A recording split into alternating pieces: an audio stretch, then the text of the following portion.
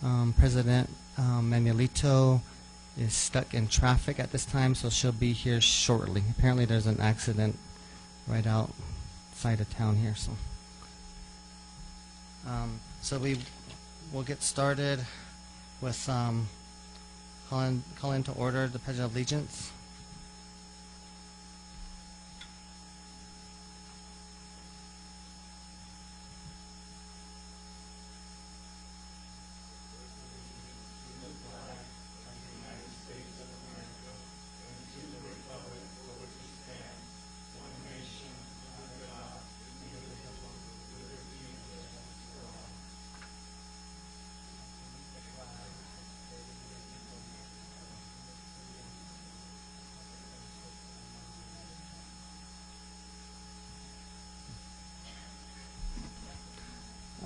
Thank you. Roll call.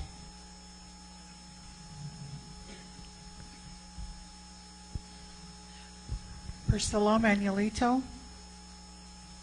Kevin Mitchell. Here. Charles Long. Here.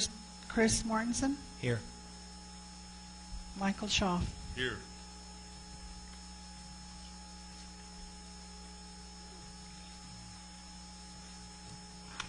Okay, at this time we'll have approval of the agenda. Do we have any changes, questions from board members? No. I move to approve the agenda. Okay, motion by Mr. Long. Roll call. Mr. Mitchell, Yes. I would like to ask that you respectfully add the Paul Hanson scholarships under the student recognition, and then also move item J, which is an action item, to the beginning of the agenda.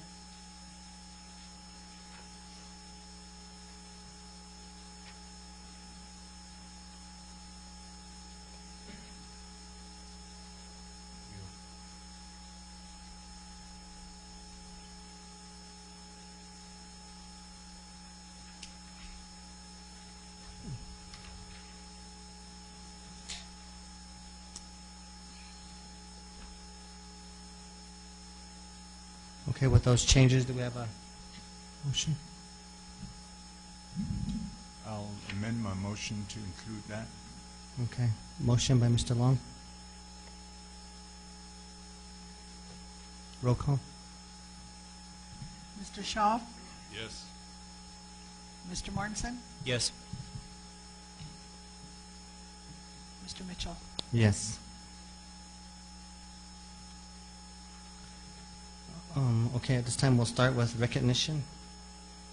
Or did you, where did you want to move your J to? Paul Hanson can be item number 7, Okay. after the bilingual SEAL Spanish recipients. And then item J can be just before the reports under study circle, right after approval of the consent agenda. Thank you.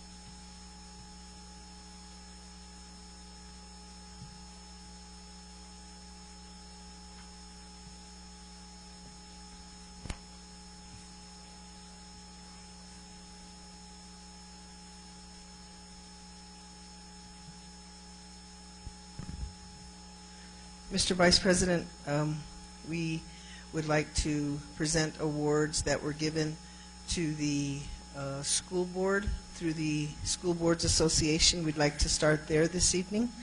So we have an exemplary award for Priscilla Manuelito, for Kevin Mitchell, another one for President Manuelito, and another one for, 3 of them for President Manuelito, and 1 of them for you, sir. So if you would come accept those.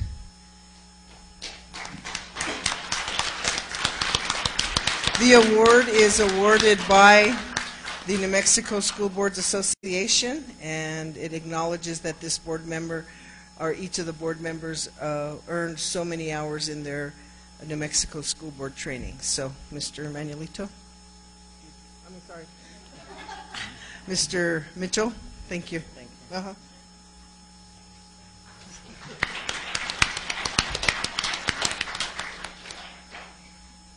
Okay, so every year we have hardworking legislators that go to Santa Fe to advocate for our children, our students, our staff.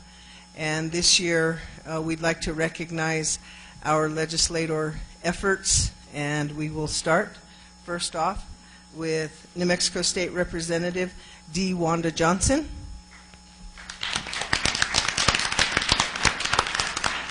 The awards read in appreciation for your dedicated efforts and hard work during the 53rd First Regular New Mexico State Legislative Session of 2017. Thank you, Representative.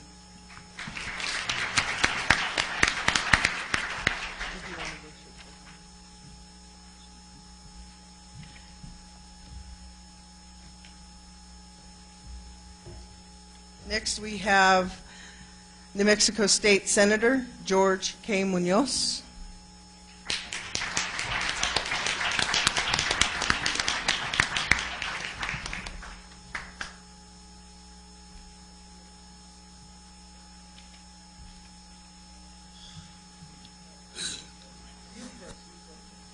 You know, I want to recognize you guys for something that the legislature couldn't do, and that was giving the pay increases to teachers and pretty much across the board.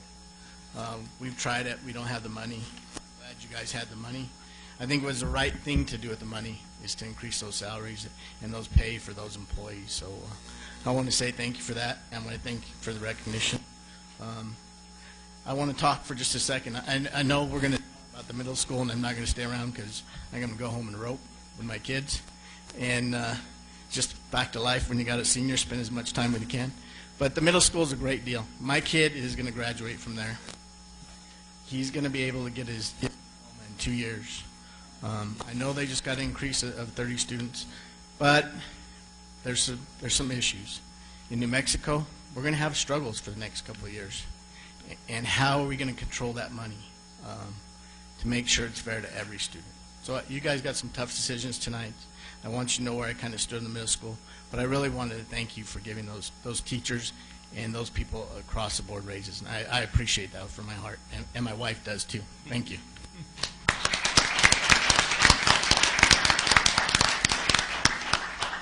Thank you, Senator. The other legislators, there are a few that have signed up for our next board meeting, so we'll do those recognitions then as well.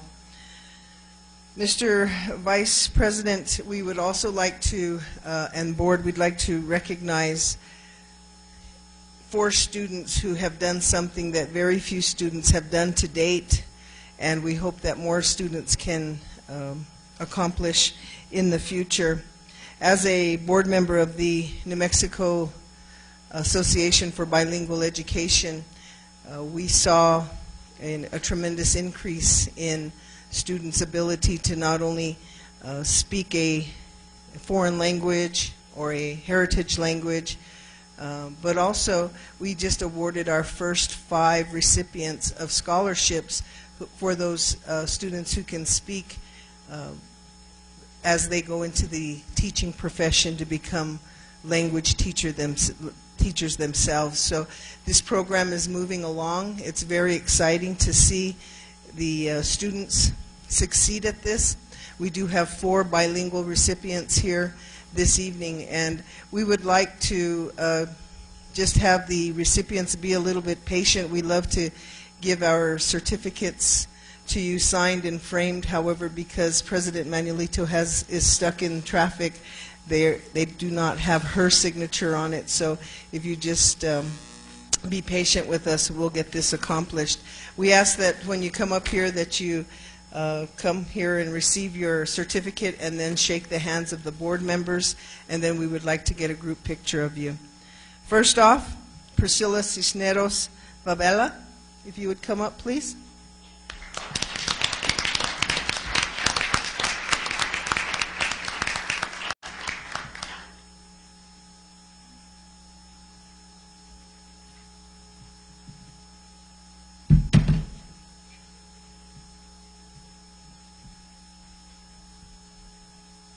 Our next bilingual seal recipient is from Maimira High School, Teresa Espinosa.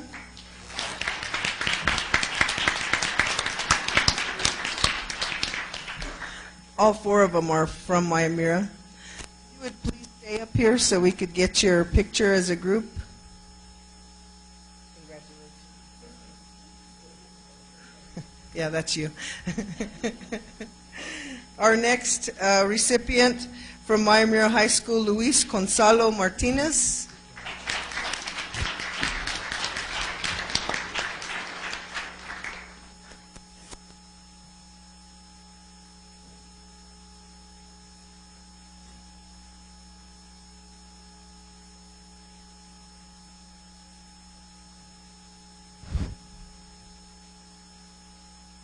Our next recipient, Luis Saul Martinez.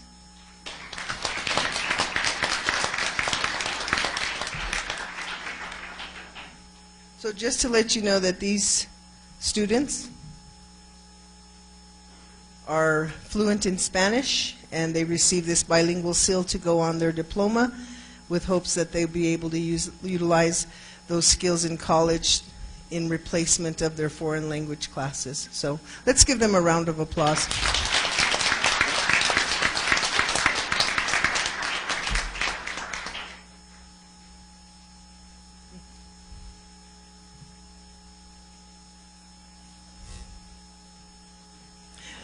Mrs. Sotelo, if you'd like to come up, yes, Sultana, Sultana.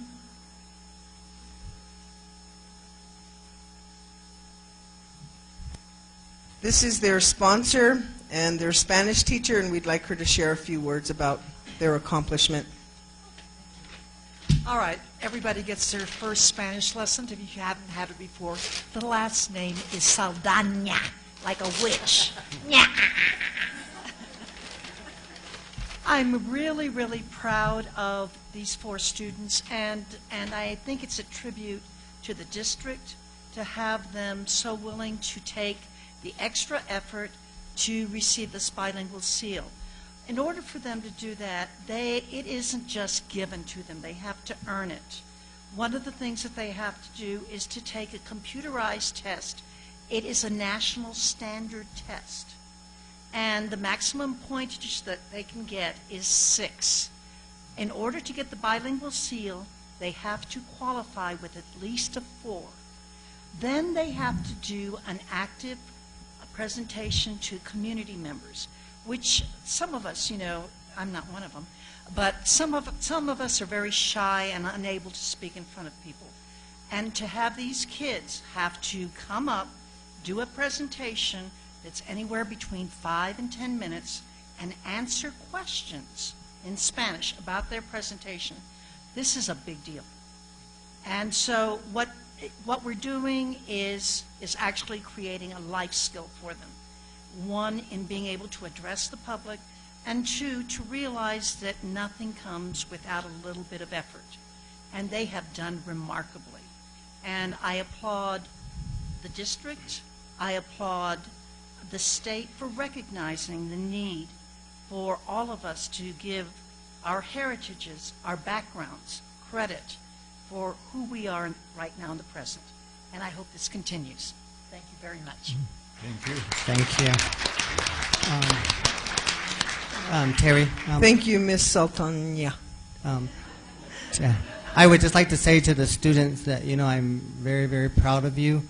This is a big accomplishment that you guys have accomplished, and, I congratulate you. Thank you.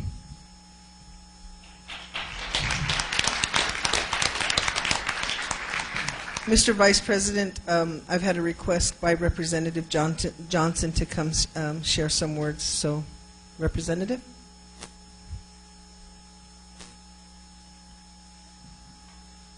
Thank you, Terry, and thank you, Mr. Vice President and honorable board members, and everyone here this evening. I just wanted to say that I would be remiss if I didn't come up here and thank you. Thank you for this beautiful certificate of recognition. And, you know, it takes all of us to work together. And I appreciate you, board members, for coming to Santa Fe to stand beside me, stand beside us, my colleagues, Representative Lundstrom and Senator Munoz and Senator Pinto and all my other colleagues, so that we could work together on behalf of our children. I believe in strong families. I believe in our children.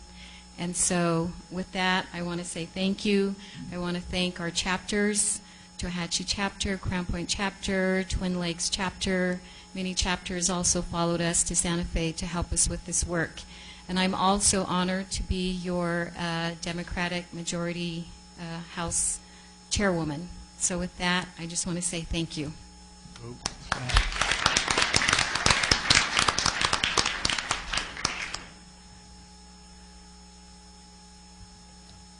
Mr. Vice President, next we have the recipients of the 2017 Paul D. Hansen Memorial Scholarship.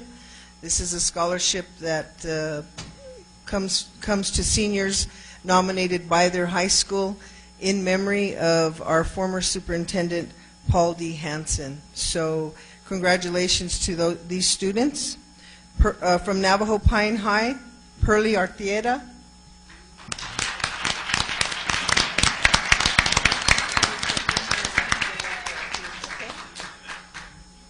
From Crown Point High School, we have McAllister Pablo.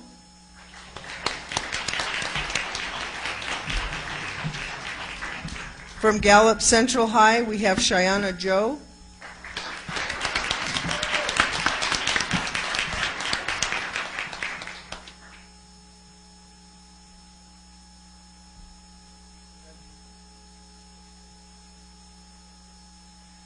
Just to mention, these are $2,000 scholarships for their future education. Deidre Cadman from Gallup High School.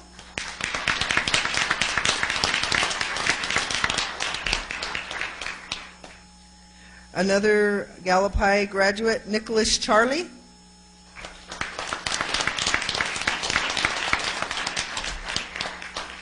From Mayamura High School, Alea Rivas.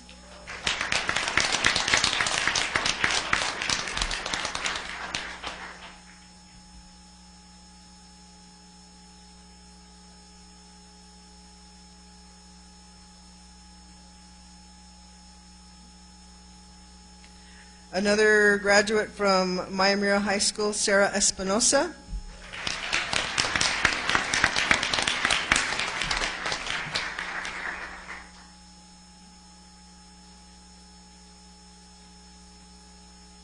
From Rama High School, Deidreanne Martin. Did I say it right?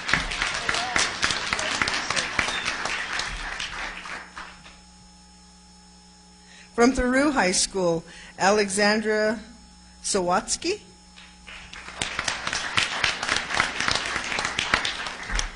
From Tohatchee High School, Sonia P. Nez.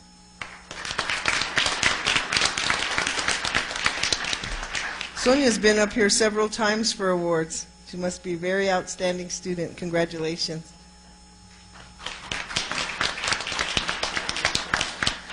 And from Segai High School, Gracie Frawa.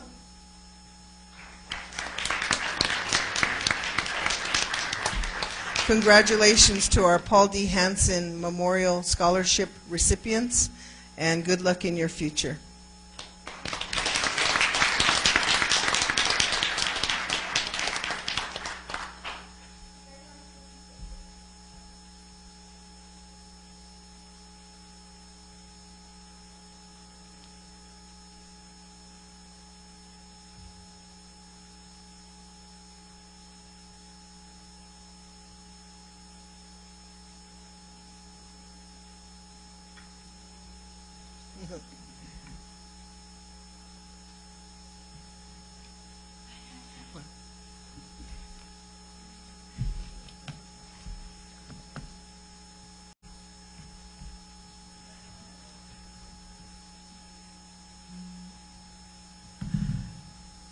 Thank you very much.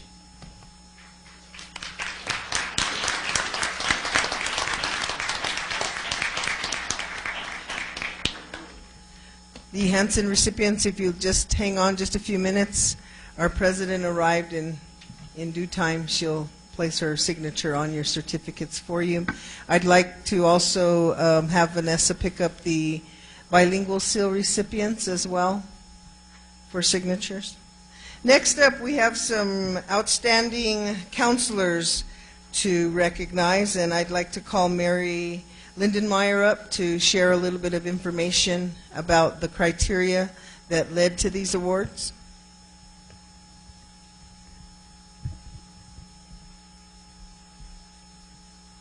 Thank you, Priscilla Manuelito, President Kevin Mitchell, members of the board, Pauletta White, and Joan Nez for giving me this opportunity to recognize some of our counselors. It is these counselors who are identified by their administrators for their exemplary service to our students. Having provided student service in the areas of CUTR, our career and college program, student assistance support, counseling, individual, working with parents, scheduling, ensuring that our students are on target for graduation, and group activities. All of our counselors have worked very hard to provide support to help each student access the general curriculum.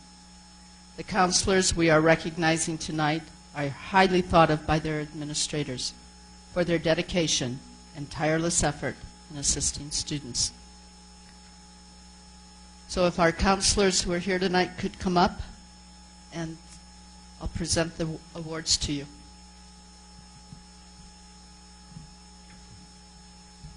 They're a shy group, you know.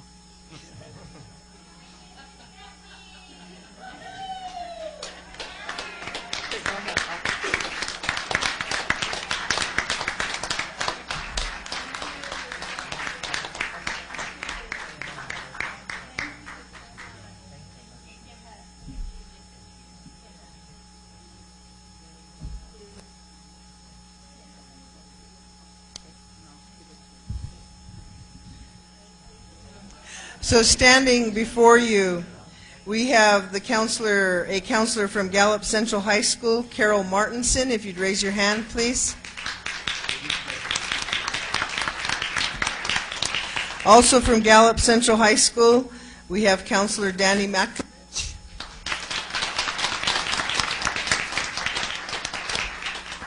From Turpin Elementary, we have Mrs. Christina Nye.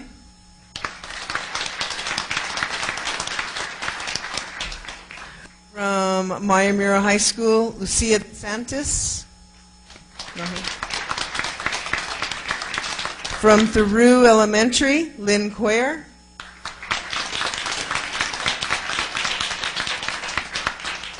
From Navajo Middle School and Navajo Pine High, Joshua Stepney.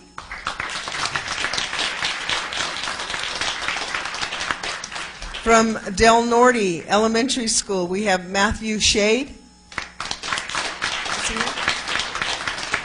From Indian Hills Elementary, we have Lenore Mostyn.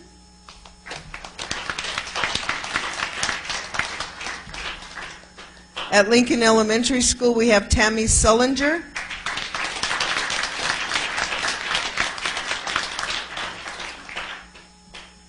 From Cheadodge Elementary School, we have Ed Managate.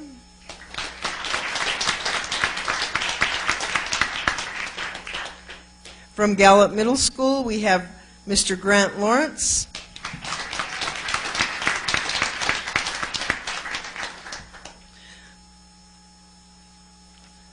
From Mayamura High School, we have Counselor Georgiana Thompson. Also from Mayamura, we have Mr. Larry Macias. And from Mayamura, we have Carol Garcia. We did want to recognize a counselor that has recently left Mayamura High School, and that would be Mrs. Linda Oley. So congratulations, counselors.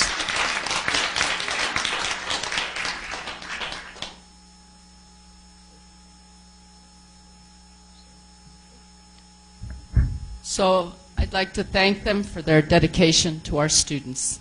After all, that's what we're all about.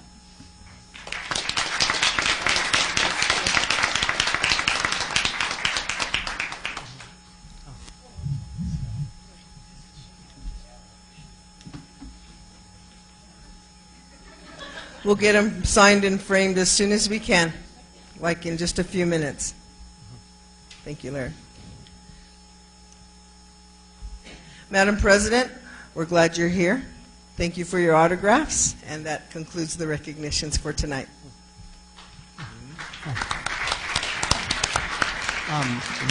Madam President. I'm, Madam President. go ahead.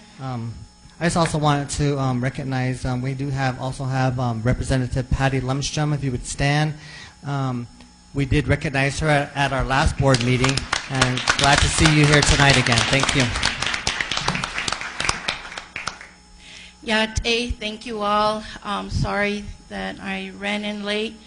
I just wanted to let you guys all know there was a really horrific accident that happened right outside by Fire Rock, around Fire Rock, Church Rock area. Just from what you can see from where I was driving past, there were more than 5 individuals with a white sheet. So please remember that families, and prayer. It was awful. There's a lot of traffic being diverted. So there's some babies that were involved in the accident. So please remember the families that are in that accident in prayer, please. Thank you. With that, thank you, board members, for continuing on. And I'm sorry I missed some of the recognition, but thank you very much, Terry, for always providing that positive enrichment for recognition to our students and to our staff. Thank you for that. We'll move on to public comment. Okay. 2B, we have public comment. The first one we have is Mr. Richard. Ralph Richards. Yate.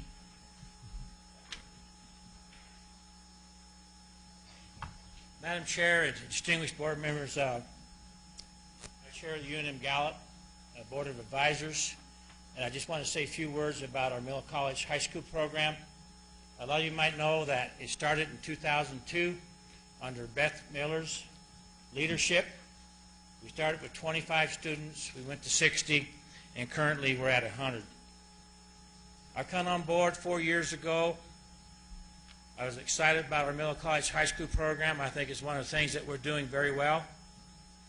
And we're trying to expand this program, and you just allocated an additional 30 students to bring it up to 100.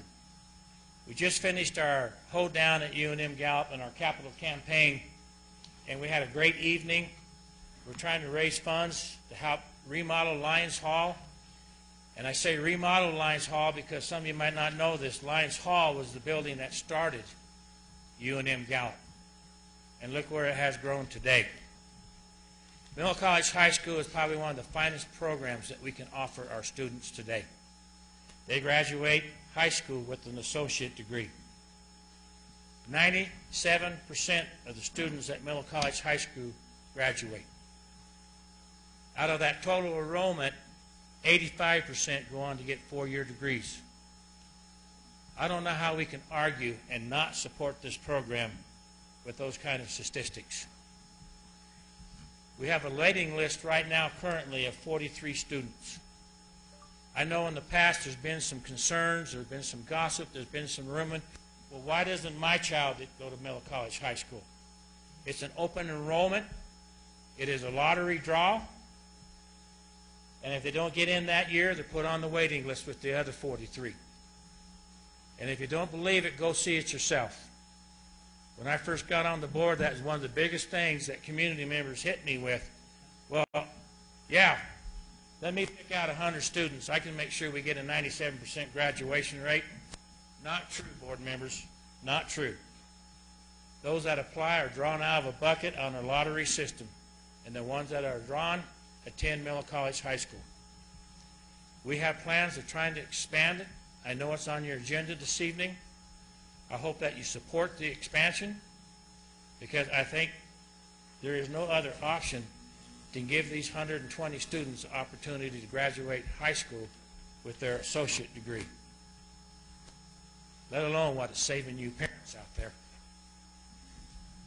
We all know the cost of school. We all know the cutbacks in the school programs.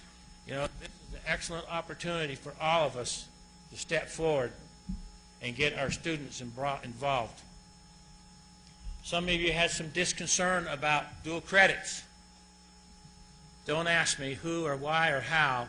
It was before my time, but we discontinued dual credits at UNM Gallup.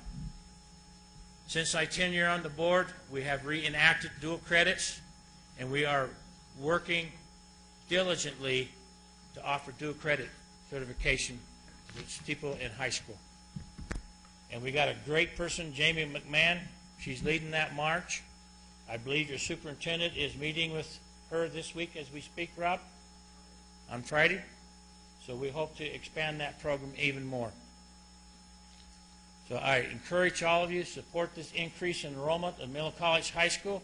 And it's not whose students they are or whose money are we taking. It's all about helping that student graduate high school. And I think our success rate speaks for itself.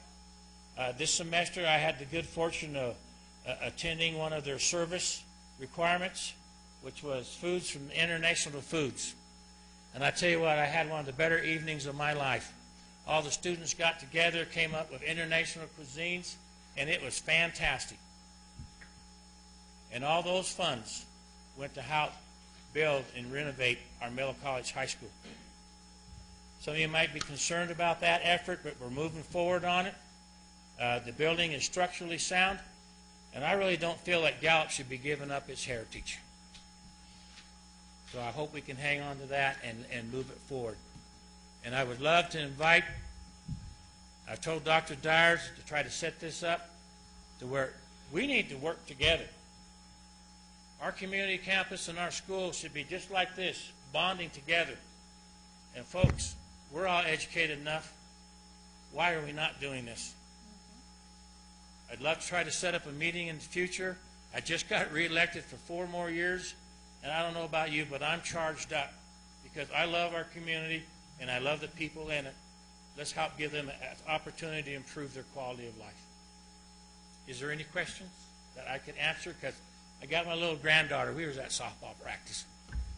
So we ran over here. This is my granddaughter, JC, and she goes to Del Norte. Any questions any board members might have at this time? Because I'm going to leave this to Mr. Hunter. Mr. Richardson, Mr. Richards, I'm sorry. When there are public comments, we cannot ask That's questions. correct, ma'am. Yeah. You're absolutely right. So sorry about I know that, sir. No problem. If the board does have questions when it's time for Middle College to present, then they may probably ask those questions at that time. Well, Mr. Hunter just come on board. You're on your 2nd year, Rob, and he's doing a great job, and I'm very proud of the fact that he's at UNM Gallup. Thank you, Thank sir. you, and God bless you.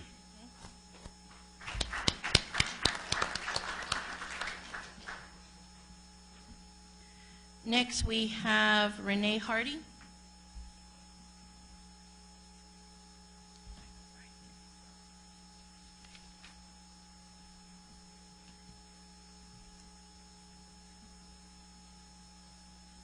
Good evening, board members, visitors, parents, staff. My name is Renee Hardy, and I'm a parent at Navajo Pine High School and Navajo Elementary, and I have kids at the middle school. This evening, I wanted to say thank you. Thank you to the staff. Excuse me.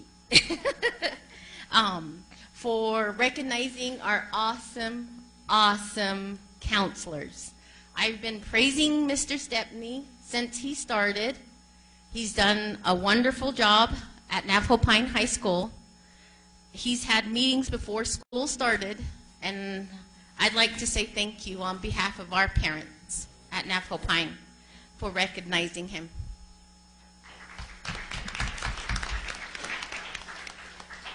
And Madam President,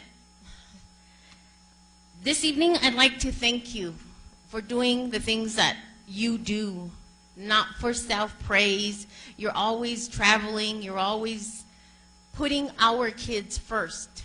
You're the first to give me a call if you have any questions, or I call you if I have any questions. And I want to encourage you to continue, regardless of what happens from here forward. You were elected to run another district, not a district, but another group. So hats off to you and congratulations on that. And I sat here listening and I asked and I plead with the board, yes, please work as a team. Not for praise, but for our students. For our students. I sat and I listened to the meeting back in Navajo a couple weeks ago. And I was quite discouraged. But then I stayed behind and I talked to Mr. Long with some other parents and some other community members. I asked that you put our students first, not just here in Gallup, but don't forget us in the rural areas. We have students that are going to do stuff also. But when you talked about being a punching bag, Mr. Long, can you imagine what Mr. Mitchell and Mrs. Manuelito went through in the paper? I hope from today forward our board does work as one and we support one another to help our schools, every school in Gallup McKinley County. Let's not forget anybody. And I want to thank you for the time. I know there's a time limit. I hope there's good news written in the paper, no more negative, and we move forward on a positive note as one. Thank you. Thank you.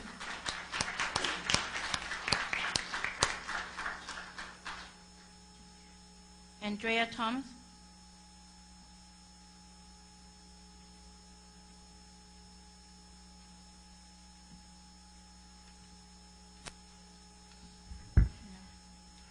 Good evening, President Manuelito, school board members, people in the audience. I guess I have two items on the agenda. One has to do with the notices of communication and the May 5th last day for seniors. As far as, I guess thank you first for all the recognitions, especially to the counselors. And one of my, I guess, concerns that I'll bring up is having to hear from one of my coworkers and her grandson just being informed this past week that he may not graduate because of not enough credits. And I would like to know what is the policy? How is it that you work with these students and it's like a last minute thing?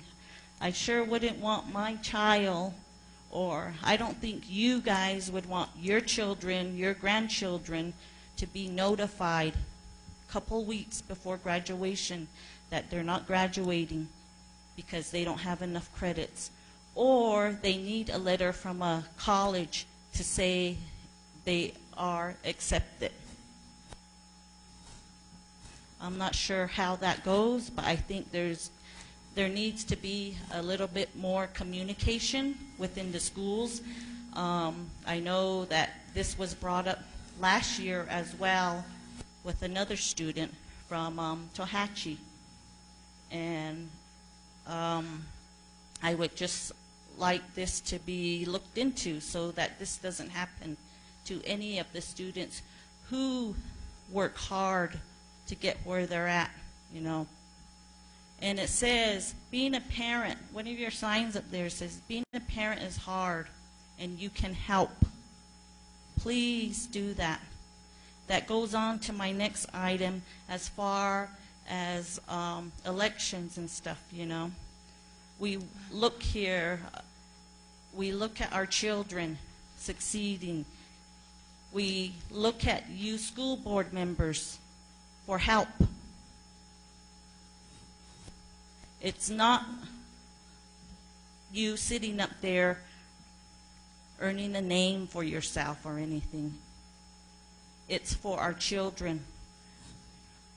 And it's also for the staff and the teachers that help our children at these schools.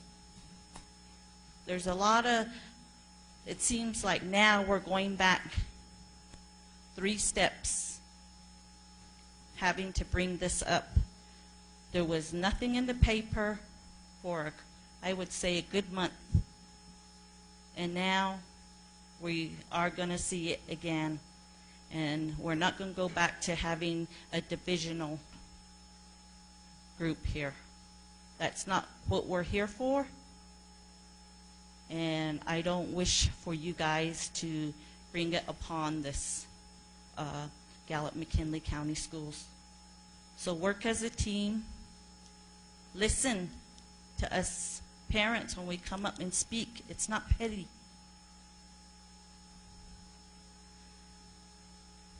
And that's all I have to say right now. Thank you. Thank you.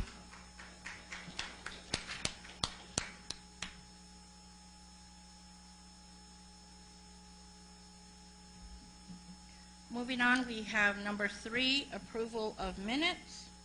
We have April 17, 2017, special meeting.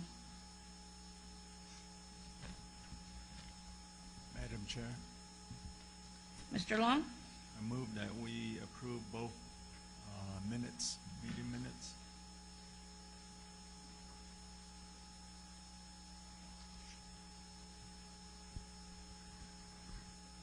Any questions, comments, changes? Madam Chair, I've got a quick question. Yes, sir. I don't see anything in the minutes from our last school board meeting. There's no mention of Representative Lundstrom's objections to our lobbyists or anything like that in there. It seemed like it was something that was, I don't know, worth mentioning for sure in the minutes, at least going on record about that.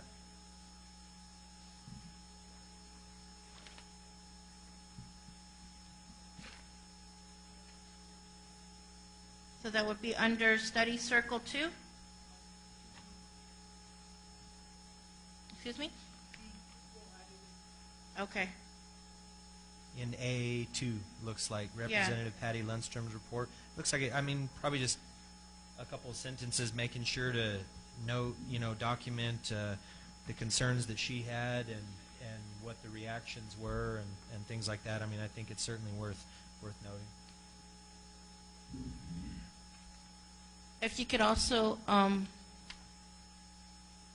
Joan, if you could review the video and add those, and I think, just like Mr. Mortensen said, the comments that were, the concerns and the comments, please.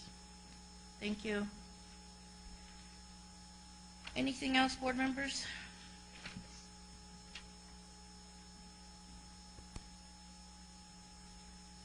Madam Chair, I'd like to amend my motion and include the comments that were made by Mr. Mortensen.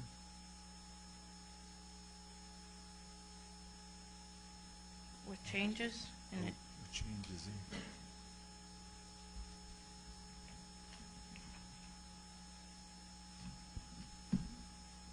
Thank you. Roll call, please, if no further questions. Mr. Shaw? Yes. Mr. Mortensen? Yes. Mr. Mitchell? Ms. Manuelito? Yes, thank you. Next, we have 4, approval of consent item agenda. We have Giovanna.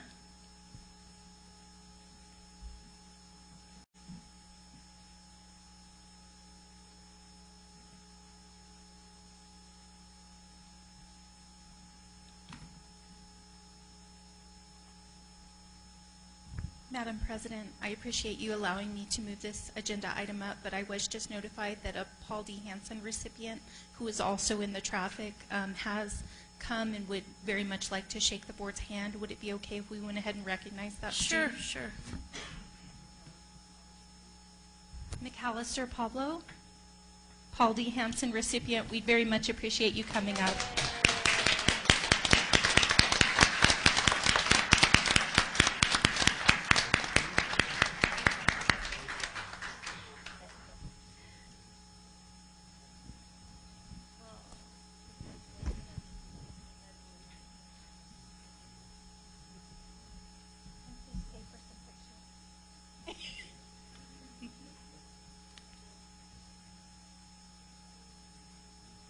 Navajo Pine, I believe, is that correct?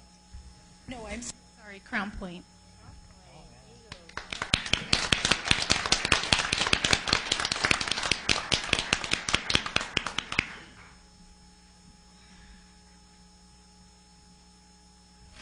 Madam President, members of the board, Assistant Superintendent Dr. White, this evening I'm bringing before you the first in our general obligation bond sales. As many of you are aware, the residents of McKinley County voted in February to allow us to continue our construction projects throughout the district, and we are now prepared to begin selling the first of the $25 million that was authorized. You do have a full presentation in your packet, and with us tonight is Paul Cassidy from RBC Capital Markets. This individual has helped the district in getting the best interest rates that we have been able to get over many years. He's a valuable resource of information, and I would very much appreciate you allowing me to present him to speak on my behalf this evening. Thank you. Good evening, Madam President, members of the board, Dr. White. Nice to be back with you. Congratulations, by the way, on the election. Overwhelming support by your community, which is always a great thing. State law, Representative Lundstrom's here. She knows a lot about this.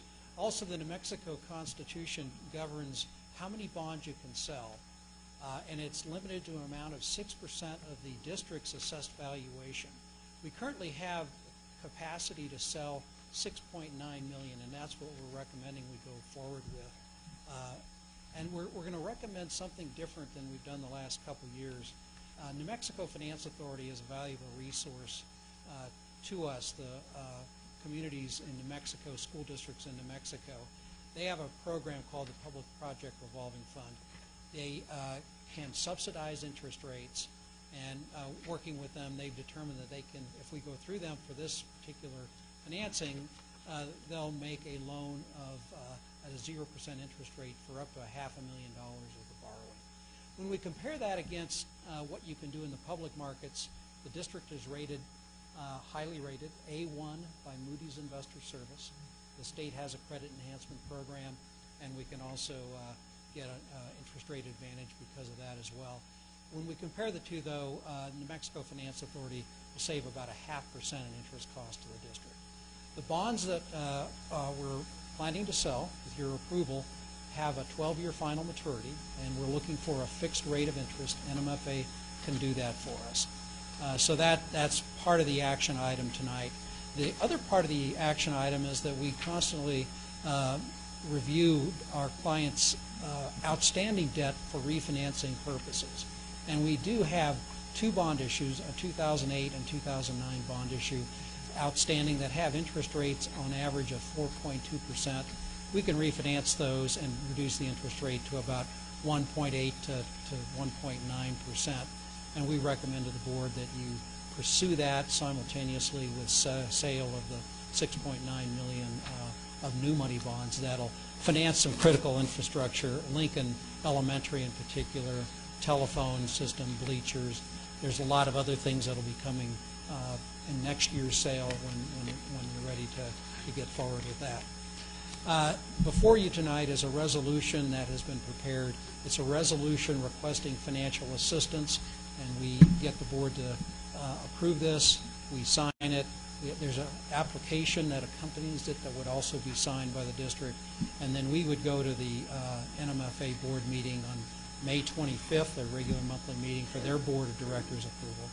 After that, we would come back to the board at your June meeting with final interest rates set at that time.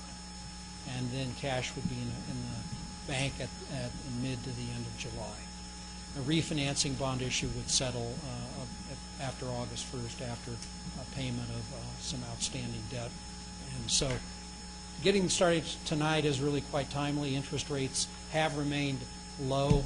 You hear a lot about Federal Reserve and interest rate levels, right? Federal Reserve can influence short-term interest rates. They're ultimately trying to raise long-term interest rates. Short-term interest rates have been raised 0.5% in the last 4 months. They may be raised another 0.25% in the next 2 or 3 months. That has not, however, affected long-term interest rates. In fact, long-term interest rates have actually declined in the period where short-term interest rates were being increased. Again, the Fed has a mandate to control inflation, and that's what they're trying to do, and the bond market sees that. And they also have a mandate for full employment, so they're very careful at when and how they raise interest rates. Rates are still historically low. When you look back 50 years, we're very, very close to the historic low. You know, we're within really 1% of the historic low. So with that, Madam President and members of the board, I'll be happy to stand for any questions that you might have. Board members? Mr. Mortensen? If we're getting like really, really low interest rates like that, you said like 1 point something or other. Hey. I mean, that's what we're being charged. What are people, like people that buy those bonds, what are they getting in return? That doesn't seem like there's much meat on the bone for them. Why are they buying these things? That's a great question, because one of the things that we as issuers of municipal bonds, this Board of Education, the city, your community college board, state of New Mexico, enjoy is that the bonds that you sell, the interest you pay to investors is exempt from federal and state income taxes. And that is it's a huge benefit for your capital program, because you can borrow at lower rates, and that means when you borrow lower rates, you're going to have more capital to spend. So that's the real reason. But by the way, I didn't mention it, but the bonds that will mature in 12 years, the interest rate might be 2.5% or so, still extremely low. The refunding bonds only mature in 4 and 5 years, so they're really short. We're not going to extend the maturities when we refinance it. So that'll be about 1.8 to 1.9, and your long-term debt will be a fixed rate of 2.5 or so, 2.6. That's cheap. Yeah, very nice. Can we put my house in there? Sure. Let's see. How big a house do you have? Yeah. Wish we could, right? Me too. Finance it. These are great rates.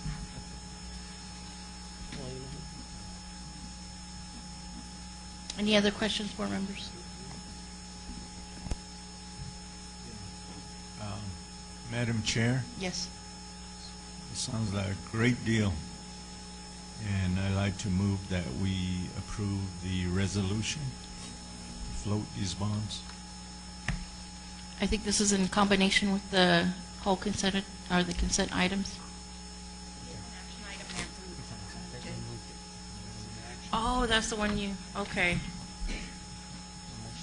So J, this is J.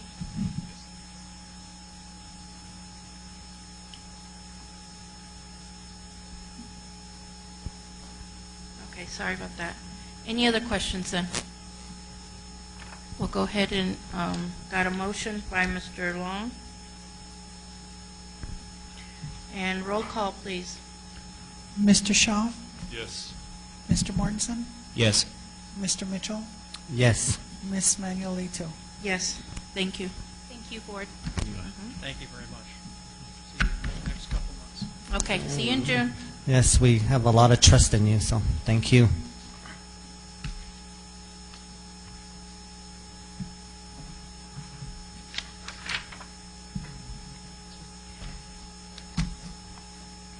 Okay, next we have the consent item agenda.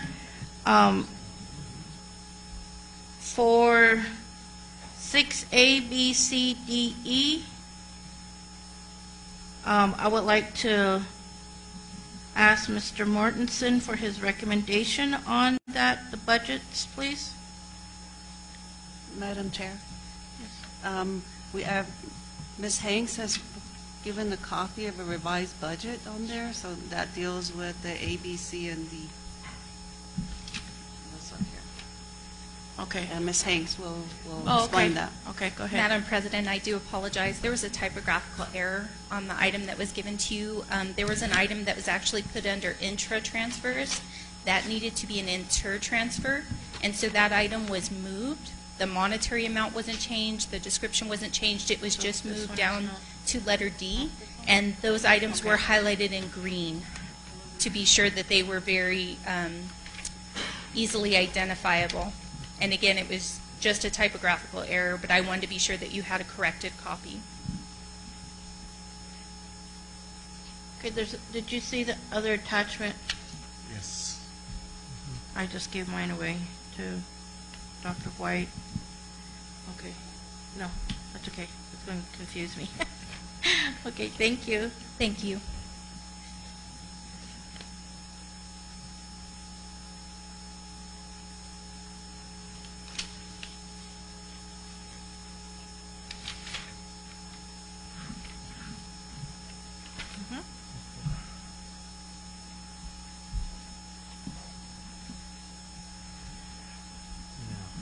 With that,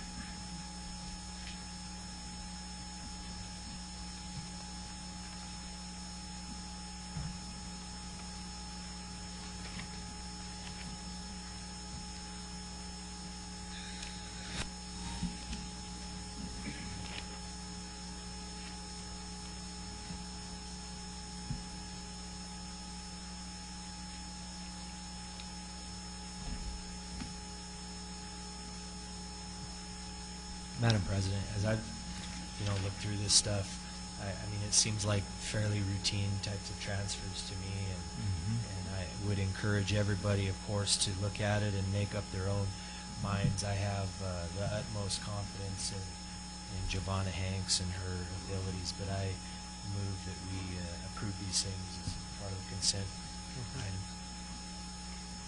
thank you very much, Mr. Mortensen. We'll go ahead and motion to approve the consent item agendas. Any other questions on any of the other items from 8A through 8K?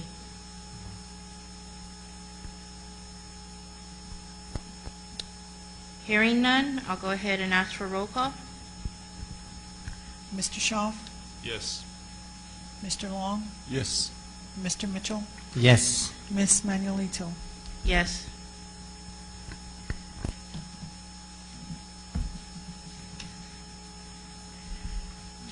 Before we get into the study circle, I just wanted to know if there's any community members out there that wanted to do public comment. I know that there was an accident on I-40 that might have caused you to be delayed. If not, we're going to move forward. Could you get her paper?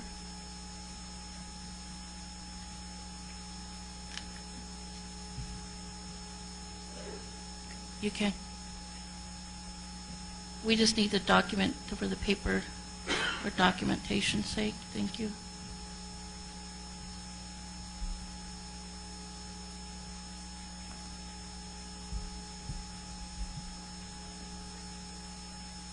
Okay.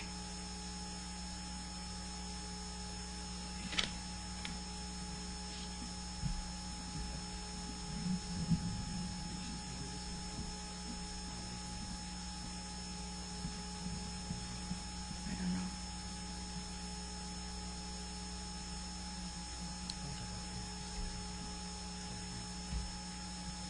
Oh, those guys? Okay. Okay, Ms. Joe.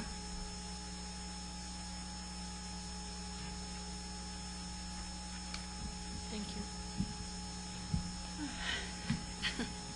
Thank you for giving me the time to speak. I really wanted to be here in time for the public comment section, but as you all know, there was a really bad accident on I-40, and I'm still a bit shaken from seeing the accident scene there, and hope all of you will be safe out there. And especially if you have children, your loved ones in your vehicles with you.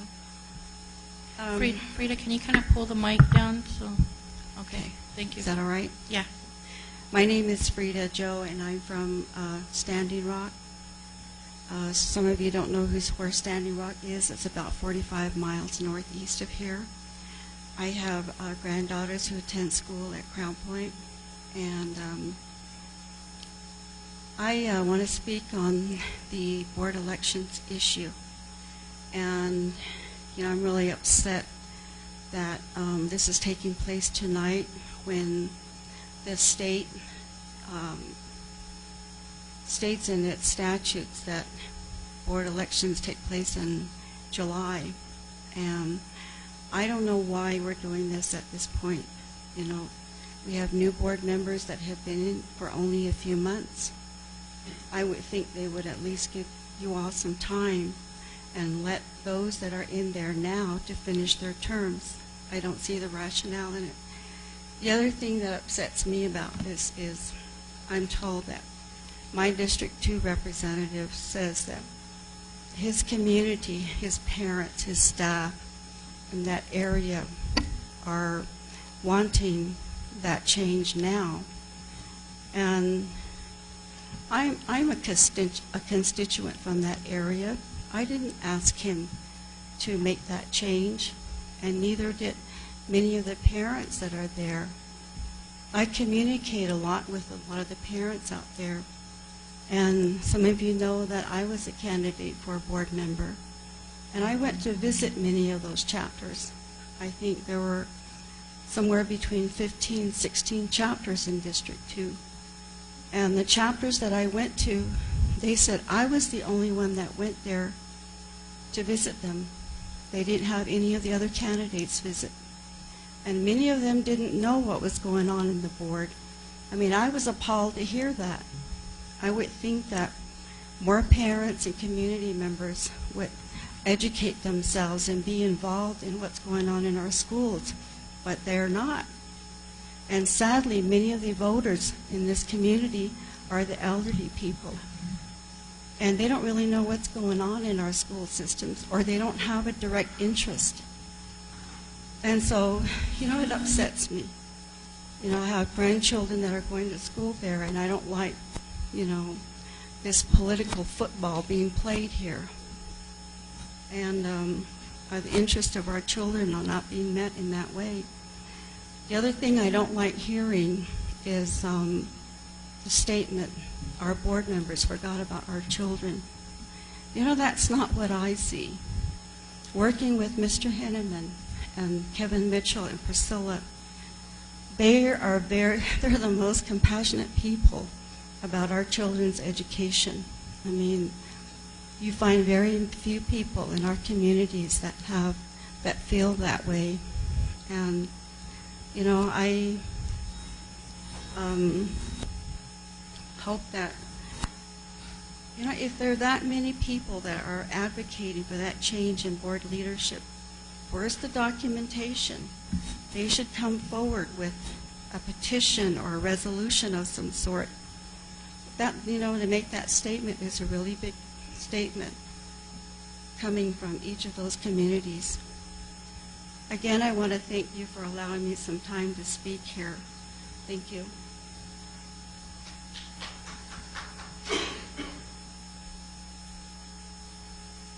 Mr. Martin?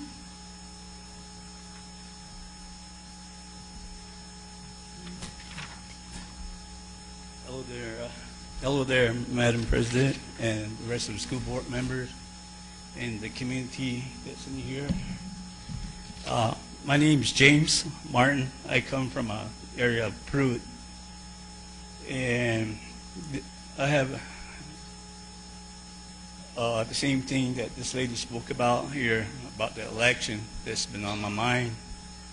I was just thinking why everything is so early. Why can't it be left the way it is right now? You know, I think the school board members should be more thinking about the graduates of the McKinley County School, to set up all the traveling and the comments and the expression they need to say during those ceremonies. Every year, every politician says, we're doing it for your kids. I don't see this. You're morally doing it for yourself of how you were elected in your seats. How long do we have to see the same old thing? Every politician that runs here in the state of New Mexico or otherwise say we're going to do it for the kids. Look where we're at right now. There's no budget for education.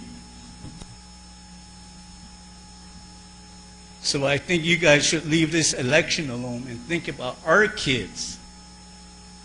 In McKinley County School, I thought that was your priority, to be in your seats.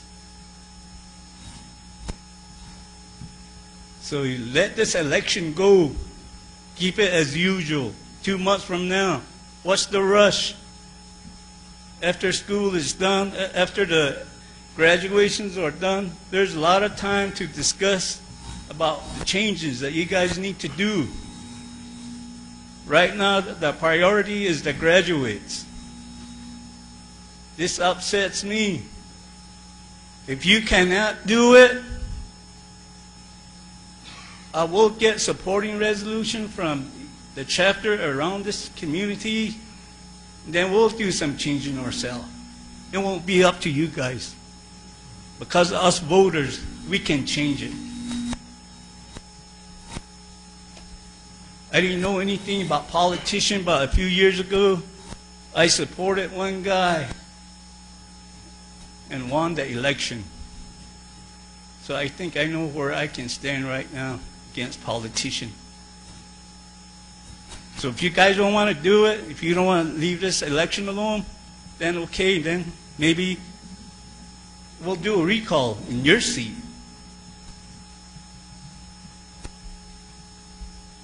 I want our kids to be priority right now. And I know that the Madam President was at my kids' graduation last year, and so a lot of other high school areas that she was there. I think she has a lot to think about right now than thinking about the election. And the other hand is on the superintendent too. You guys need to leave a budget for him. I don't think any superintendent should be making more than $75,000. That's the way I see it. And that's the other hand, that's the other thing that upsets me. For the past so many years, we've been buying their contract out, and they're raising taxes out here.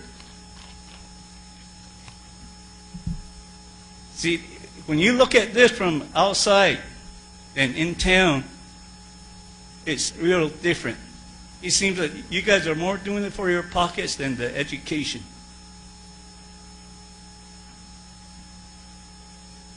So I would appreciate this if you drop this election things and more think about our youth in the years that they're going to become seniors. Thank you for listening to me.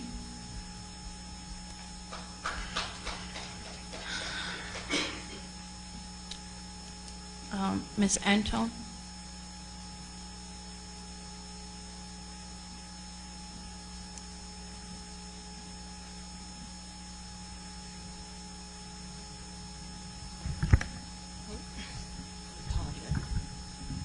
Hello, everyone. My name is Cheryl Sanders, and I'm here to speak on behalf of our president, Priscilla Manuelito.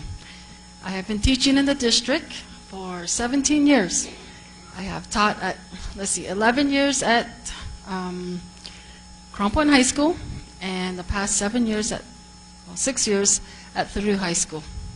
So, I'm here speaking as a teacher. So, and like I said, been 17 years. I would like to ask the board, how many of you are a product of Gallup McKinley County High School? How many of you graduated from our district? 1, 2, 3. Okay, all of us. So we've all been here for a while. We We get the idea of politics, and we are still struggling with setting policies, and we are still struggling with leadership. So, I have a letter here that I would like to read. So, I made copies because I'm a teacher. I know that students are going to say, I didn't get a copy, but I did send one to each of your email.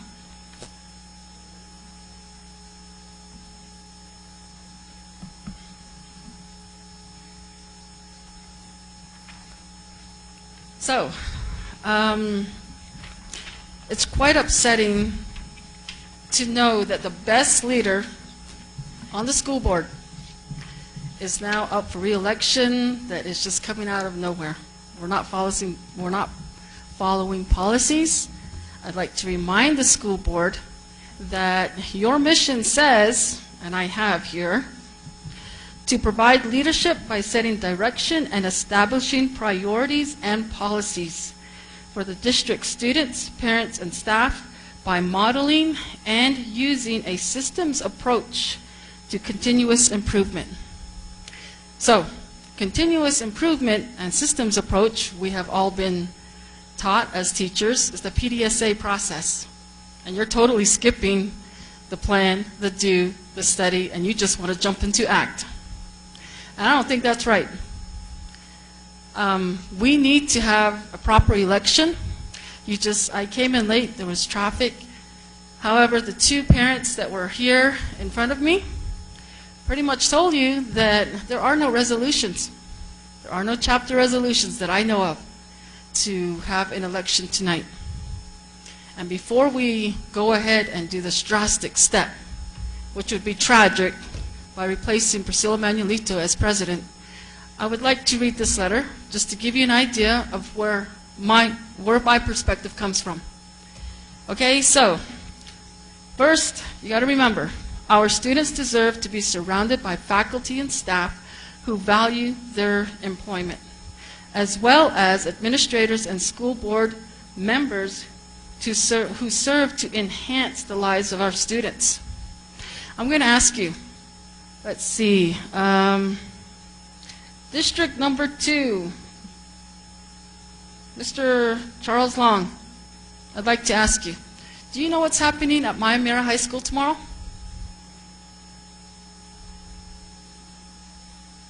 No, I don't have to answer that, ma'am. Okay, well, Ms. Manuelito, do you know what's happening at Mayamera High School tomorrow? Ms. Sanders, when there's public comment, the board can only listen. Okay. We cannot comment back. You went ahead and saved yourself, Charles Long, because I know that you did not know that tomorrow is Culture Day. And we have all the Navajo students, all the Navajo classes are coming to compete in Culture Day tomorrow. And I guarantee you that Ms. Manuelito will most likely show up. Because, let me get back to my letter.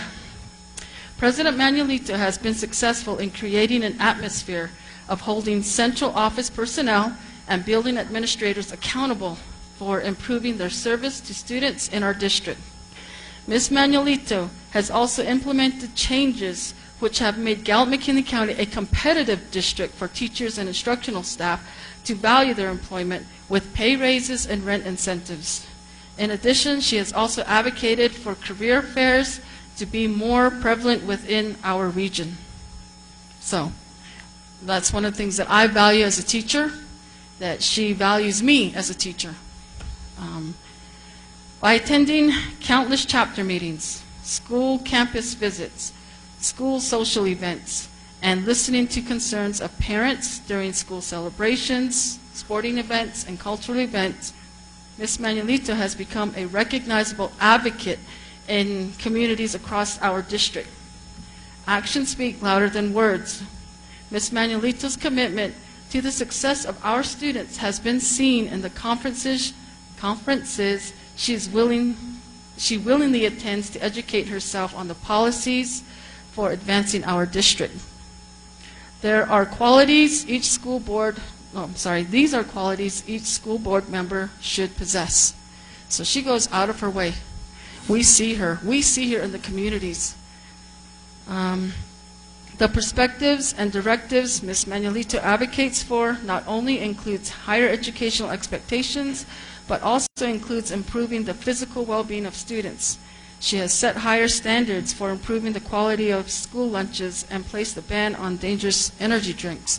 So these are just some of the things that she has done that I have seen as a teacher that tries not to get involved with politics. I'm just in the front lines. And these are things that trickle down into the classrooms.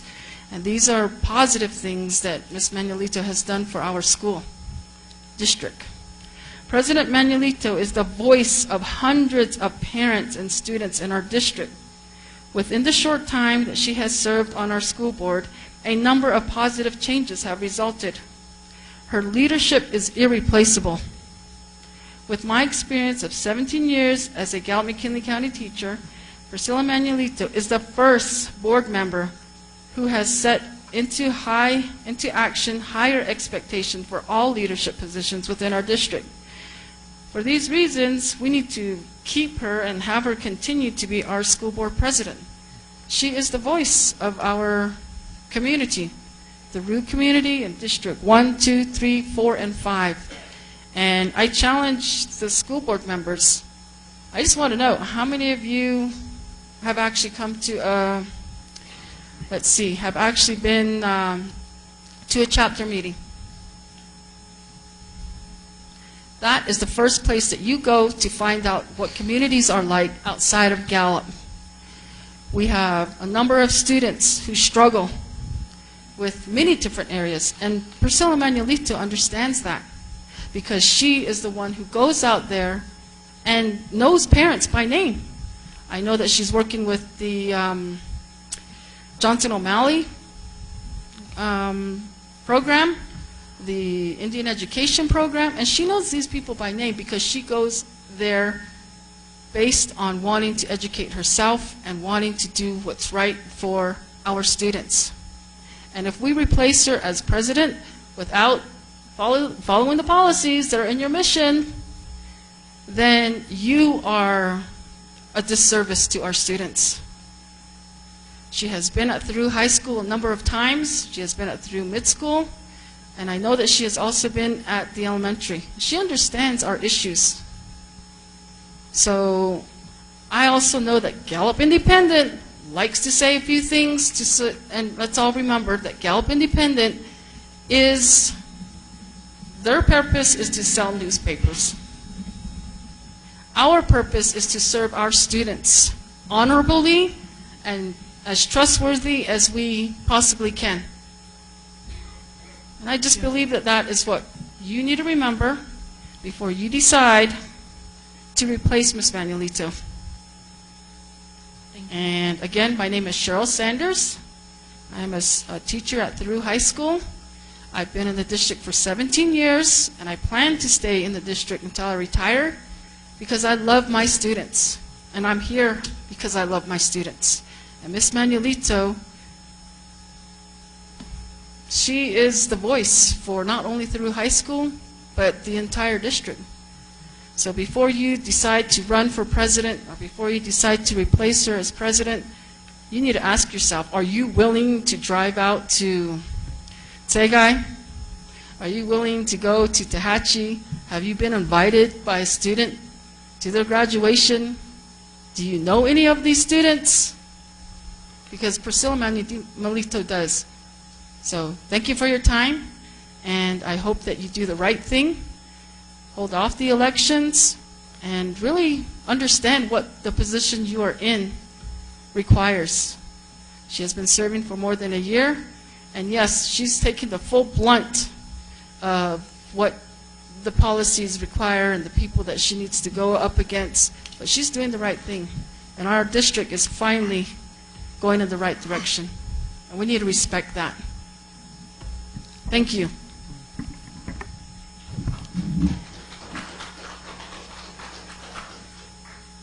Thank you very much. Moving on to reports. Under Superintendent Report, we have an update of the trip to Europe from Maya Mira.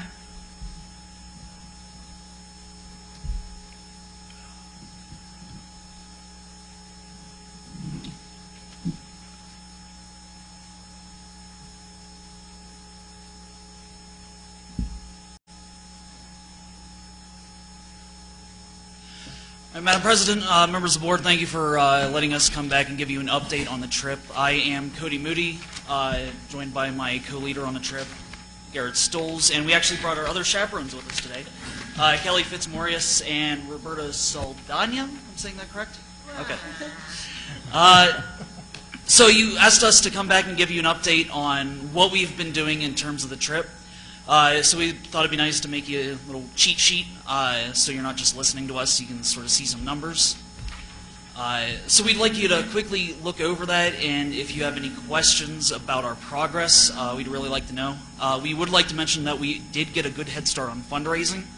We've already fundraised $2,500 towards a trip that will reduce the cost for the students. So we're well on our way. I believe we're up to 29 students. So our initial cap was 24. We just really couldn't say no to those other 5. So we decided, since it wouldn't change the cost at all for the students, to take them along with us. So you have the demographic breakdowns on that sheet. You have cost and a little bit about the itinerary for those of you that are new to the board since we were here in February. Also, you have our fundraising, and we're hoping to add that number to that number this week. We have a big fundraiser on Thursday, a big buyout in the school, so if you go through me and Murray, you'll see our posters everywhere. They're great. Some of them are pretty great. So we're hoping to add to that continually, especially over the summer. How is your, didn't you say you were going to open up a GoFundMe account too? How is that going? That is technically through the school. We cannot start a GoFundMe page because of our fundraising and donation rules. So we can't do it as a school. So what the company does is they set up a similar type of thing for each student individually. Oh. So we can't have any part in the GoFundMe because of district rules, but they can do that on their own. Okay. Okay. So as an individual, how can we get access to that site? We've encouraged them to blast social media with that. Is there an address they could go to? As their own? Yeah, when the students sign up, they get their own personalized link. Yeah. Okay. Okay. Thank you. Board members? These destinations look like they have a kind of a World War II site theme to them. Is this a curriculum kind of thing, or where do these students come from? Yeah, the trip company we're going with is called Education First. So they specialize in educational trips, and the bulk of the students we grabbed were world history students. So there were thousands of different tours we could have done, but we chose one that really fits well with our curriculum, particularly in terms of Renaissance, Enlightenment, and World War II. And when we presented this the first time, we actually had a list of all the standards and how they related. If you would like to see a copy of that, we can always provide one. Oh, it sounds like it sounds like fun. It sounds like fun.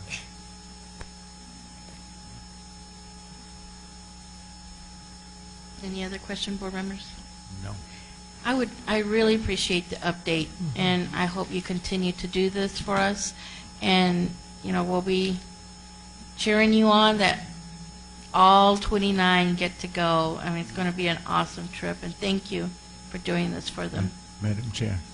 Mr. Long. Just one thing. All the students, have they work on getting their passports and everything? Yeah, that was one of we've already had several parent meetings, and that was one of the first things we told them, start getting your passport now, because we don't want to hear next May, hey, when should I get my passport? Because one of us will probably, pass out if we hear that next May. So we've been getting on them to get that process started. Have any of you actually been to Europe on this trip? I have. We'll let our world traveler talk. I hate to monopolize this thing. Not really. I am the mother of 4 children who, unfortunately, or fortunately for me, don't like their mothers, so they live all over the world. So I travel to Israel at least twice a year. I'm in Europe once or twice a year. The thing about this particular trip is it was chosen because this was going to be a large part of the component for the AP exams, and because this is not your standard let's go to the beach holiday. They're actually going to be learning something. And it's real easy to go to Italy. It's real easy to go to Spain. It's super easy to go to England. But to go to these areas and have access to important historical sites, this is going to be a rare one for them. Wow. Okay. Oh, I've been to China. I've been to Korea. Okay. I'm glad somebody at least kind of is going to know where they're going. No, I just know how to ask. Have you told him that beard won't fit in the overhead compartments? Yeah, I have to trim it down to get on a plane. And I actually have, it wasn't through this company, but I have done educational-based European trip before. So I do have some perspective on that. Well, it looks to me like you guys are doing a pretty good job as far as fundraising. Since the last time you've given us a report, you have done seems like a good job with the amount that you have now. I wish you the best of luck, and I'm sure that you're going to hit your goal, if not more. Thank you. Hopefully more. Yeah.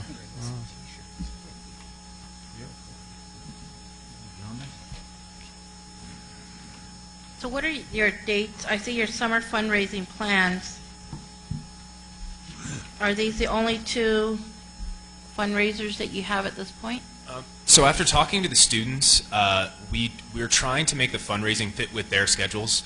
We've got groups that are athletes that are going to summer intensives for education, for different things. And after getting input back from them and their families, they've really made it clear to us that the summer is going to be the most difficult time for them to be available. And so the two that we have, the big one is we are actually going to be splitting the concession stand at the Indian Hills softball baseball field with other groups at Maimira, so that way that we'll be able to still be fundraising during the summer, but not having it being a really time-intensive operation, so that the students who are going to camps for sports or taking other classes elsewhere can do both at the same time. Okay, thank you. No further questions. Thank you very much. Thank you. Thank you. Oh, go ahead.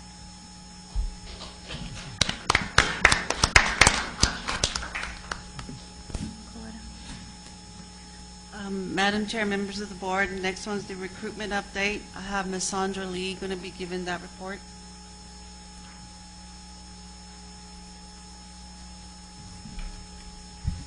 Good evening, Madam Chair, board members, Dr. White, Ms. Nez, and community members. My name is Sandra Lee, and I am the coordinator for our personnel office. Thank you for this opportunity to give you an update on our recruitment and retention efforts. So last year at this time, we had over 100 core classroom teaching openings. And I'm very happy to share that today we have currently 54 openings, which is about half of what we had last year.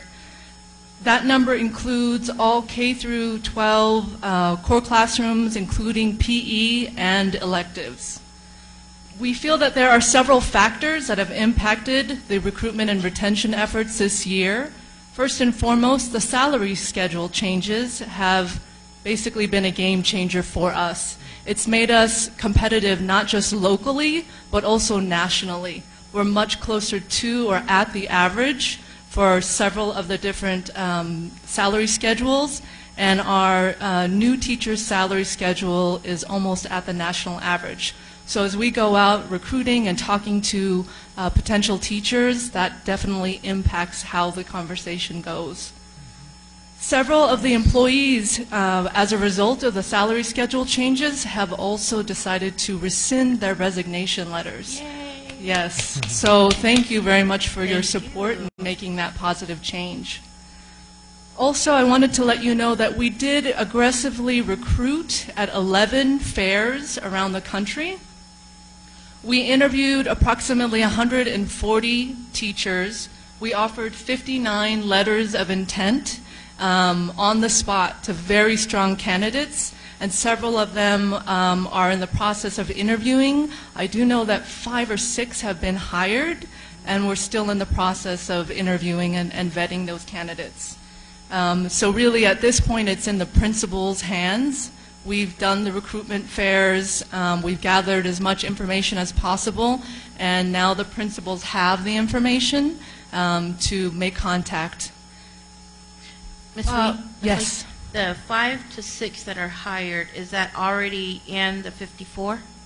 Yes. Yes. So a letter of intent doesn't mean that they've agreed to come to our district. It's just saying we feel very strongly that you are a good teaching candidate, and so we're offering this to you because we know that we could find a place for you.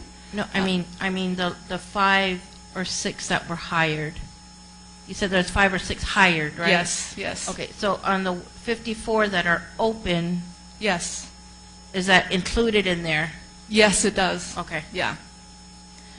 Signing incentives is something that we've also been aggressively promoting, and in the next couple of weeks you will see advertisements in local newspapers as well as papers in Utah and Oklahoma advertising that we still do have openings. So while we're very proud of the efforts that we've made, we still know that we have 50 some odd openings that we need to make sure that we fill before the beginning of the school year. So the teacher shortage is becoming more and more acute every year. And while this information, I hope, is seen positively, this report, I also want to make it very clear that we're just really at the tip of the iceberg in the teacher shortage. It's impacting our state acutely.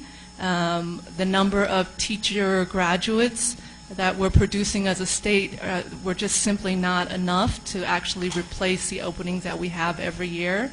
So, you know, we appreciate the support that the board has given us, as well as the support of the administrators and principals. Questions, board members? What do you think was the biggest? I mean, what was the biggest reason why we had so many open positions? Like we were having a hard time getting candidates here. Well, I think that turnover is an issue nationally. I believe that there are quite a few boomers that are retiring or on the edge of retiring, and also, you know, we have just some brand new teachers that really find teaching challenging. And so whether they're experienced or whether they're brand new, I feel that teaching is you know, a profession that you have to love. And so I think sometimes it's an issue of burnout, and sometimes it's an issue of they're just not sure that they can do it.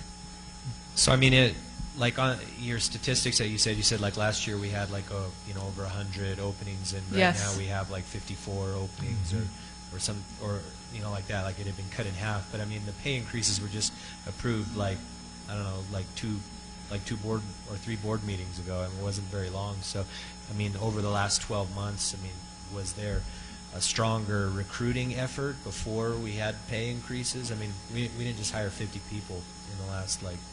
No, and this is not the first year that we have gone to recruitment fairs. I think our principals are becoming much more attuned to the urgency around recruiting and hiring constantly. So principals are encouraged not just to look at Talent Ed, which is where we house our applications, but also to look for teachers on other websites such as NMREAP or Teachers Teachers. I think the high turnover possibly from last year also could be attributed to some of the changes. So we have a little bit more stability in our district leadership at school sites, and that does make an impact. Thank you. Sure. I just want to say I think you guys are doing or have done a great job.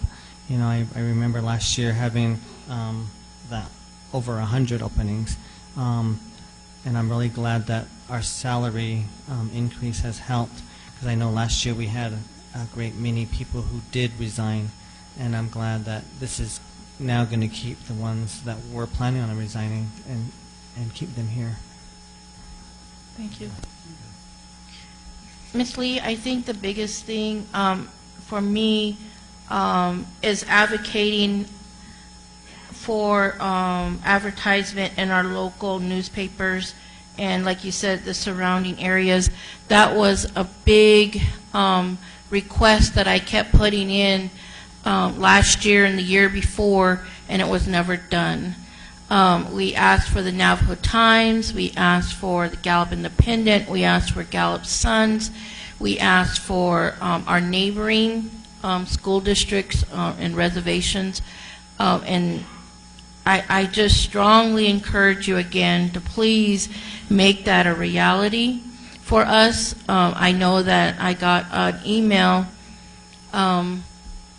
from a concerned individual that the numbers, the vacancies are up, and that they're not being put in our local paper. And maybe just not once. I would do one now, then during this, throughout the summer, and then maybe before school or something. But I would really continue to encourage that, to have those in our local newspapers, please. Absolutely. Thank you. Yeah. I got another an idea for you. Maybe some type of I don't know, referral bonus or something like that. I would assume teachers are friends with other teachers. If they can get their friends over here and we hire their friends on or something like that, I mean, it might be something where where they get a bonus. And Comcast does it. It seems like it works. We'll look into the funding possibilities, definitely.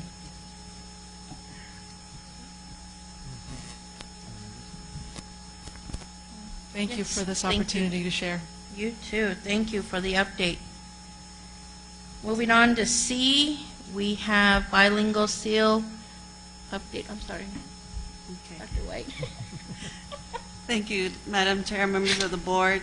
I wanted to give a bilingual seal update. As you know, you have approved four students who got the bilingual seal for speaking and learning and knowing their Spanish language, and that's awesome. We have kids who can speak 2 languages.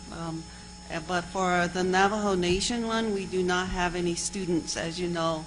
So compared to last year, and some of the reasons behind the lack of students for the Navajo Nation seal, a bilingual seal, is just that the process has changed. Last year we had a test security breach, and so therefore Navajo Nation redid the entire test, and instead of them coming to schools to test students, all the students had to go to their site. And that wasn't just for us, but it was all the surrounding schools. And for our students, there were 6 students who registered for the test, but they did not show up. And also there were some students who wanted to take the test, but the deadline was already gone, so they could not. And despite numerous requests to have them test here in central office so that all the surrounding schools can send their students to one location, which is in Gallup, they still did not agree to that. So part of their protocol has gotten very, very strict. There are going to be some fall dates that we already know that they're going to be testing, so where our goal is to get our students to those 2 test dates early in fall so that we're not waiting till the last minute to do this. So I just wanted to let you know that these were some of the reasons why there are only 4 students this year who got the bilingual seal, and that's for Spanish, and there were none for Navajos. You said how many were signed up or registered for the Navajo? 6 students. 6.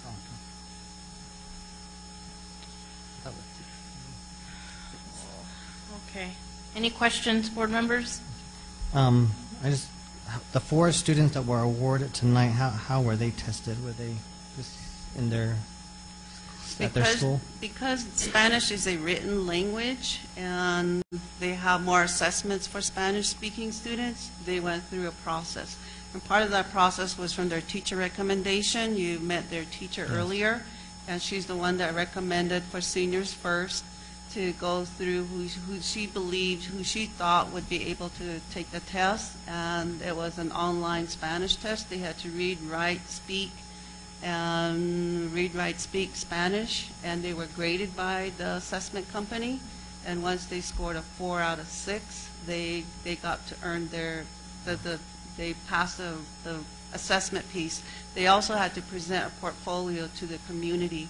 So right now, for what My America has done is tested juniors already who are finishing up on Spanish 2.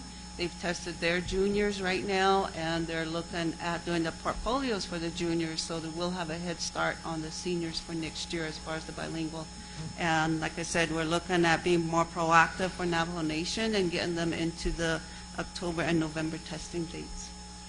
Dr. White, on Dishe, is it Dodi Dotane or is it HES committee? Dodi. Huh? Dodi. Dodi? Dodi said, no, we can't go to the schools, so they're wanting our kids, all kids, to go to their site on Saturdays. They already have Saturdays set aside, and they're requesting parents to bring the students. But for Saigai in our schools, we wanted to get a bus. The bus was ready to go, but the kids did not register in time to get the bus rolling.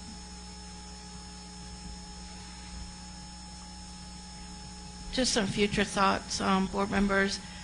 Maybe this is something we can advocate for on behalf of our students, to see if we could reach out to Dodi, maybe attend their meeting and write a letter, maybe invite them here. I don't know, maybe an MOU, just things that I'm kind of thinking about, to see if we can bring our students and have them test here, just as a step. Just throwing some ideas out there, but maybe there's something that we can do to make it a lot easier for our students. It's an honor to get a bilingual seal, and I think we need to make it as easy as we can for our students. So I just wanted to mention that. Any other thoughts? Right now. Anything, Madam President, anything that we can do to help these kids take advantage of these opportunities that are available for them, I mean, I think is important. Continued reminders, or whatever. I thought about the same type of a thing, Madam President, when during public comment, when they talked about people being informed that they were short on credits. I mean, if there's some sort of reminders that we can, I don't know, a reminder letter, or credit statement, or something at the beginning of the school year to help people not get in the jam at the end of the year. And the same kind of thing with this type of a test. I mean, it makes sense. I mean, the kids know the language, and it's unfortunate that they don't show up and take the test, and I would like to help them, help them understand why it's important, and help them to achieve that honor on their diploma. So, board members, maybe at the next meeting, we can put on the agenda that 2 of us could attend the Dodi meeting and start the discussion with them. I would really like to get this resolved before we disservice any other students from testing. I think a conversation would start that, and I just would like to add that maybe to the next agenda, to have 2 representatives from our board attend and start the communication with Dodi. I'll go with you. Thank you.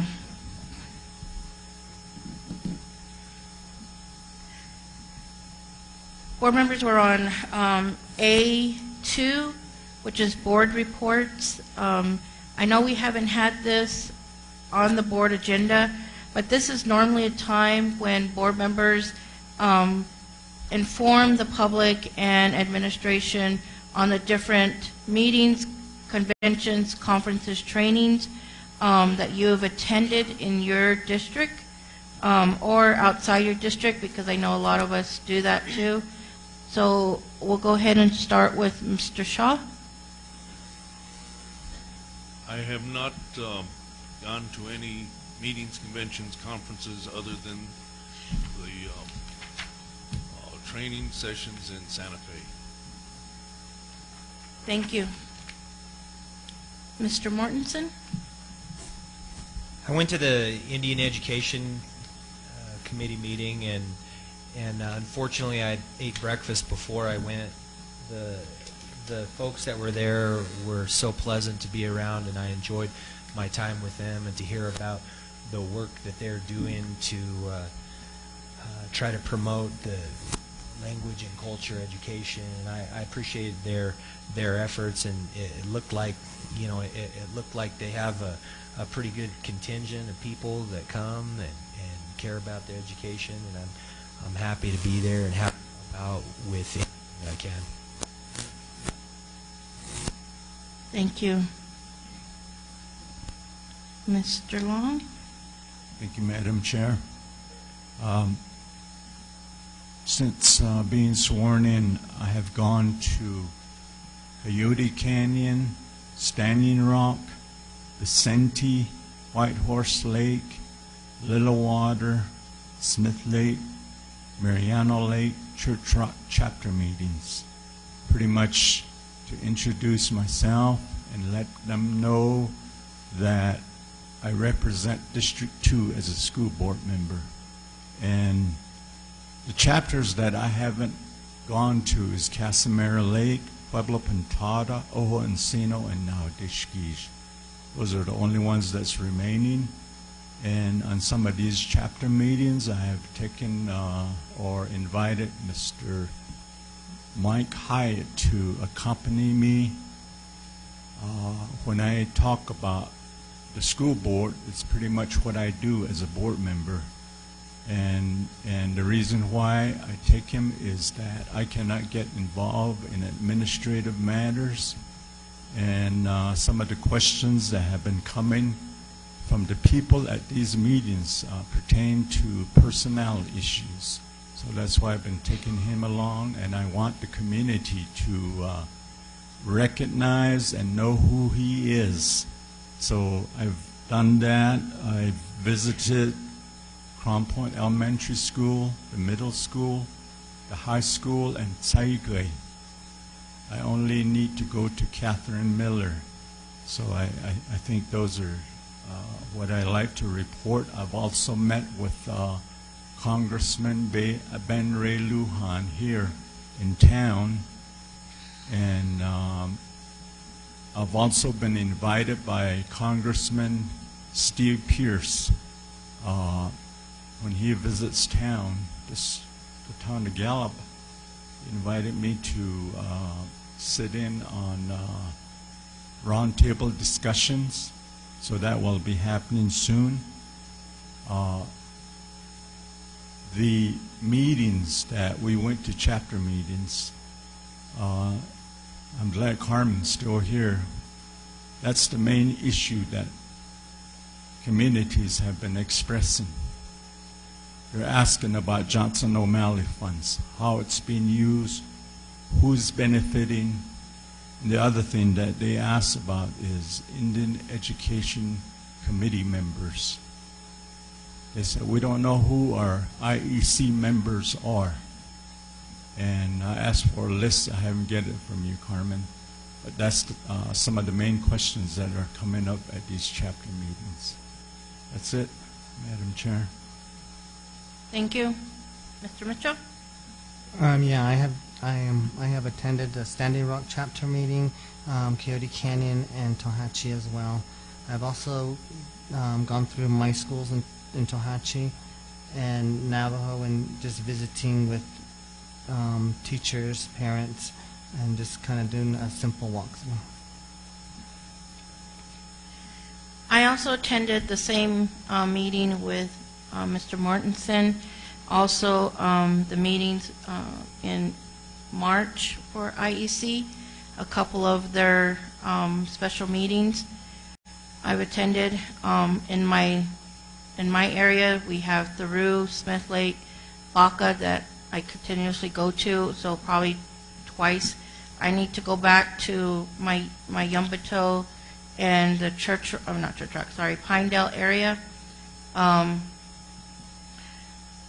Again, I alternate my chapters, so that will be my next stops. I did attend the New Mexico business convention, no, what's it called? Spring budget workshop in Albuquerque. I think that was a really valuable asset on the budget and how, as a board member, there's different breakout sessions that really helped me continue on with the budget process. And thank you, Giovanna, for the guidance in the areas, and Mr. Mike Hyatt also. The other event another event I attended was the child abuse event that was here after our IEC meeting downtown. I think that with having so much support of our area, setting up booths and having the SFE there serving our parents briskets or pulled pork was an extra bonus for us. And thank you, Terry, for being there also and representing our school district. And I haven't looked at the website yet, but I hope some pictures, I think there's some pictures up. Thank you for that. Kevin and I also attended the National School Board Association in Denver. We've been very fortunate that we saw over 6,000 school board members attend this conference, and they told us that was a decrease from years prior. And those are there's probably more, but I'm just trying to look through my calendar. But those are the main ones that I would like to highlight. So thank you, board members, for being out in your communities and continuing to advocate for the youth in our area. So thank you for that.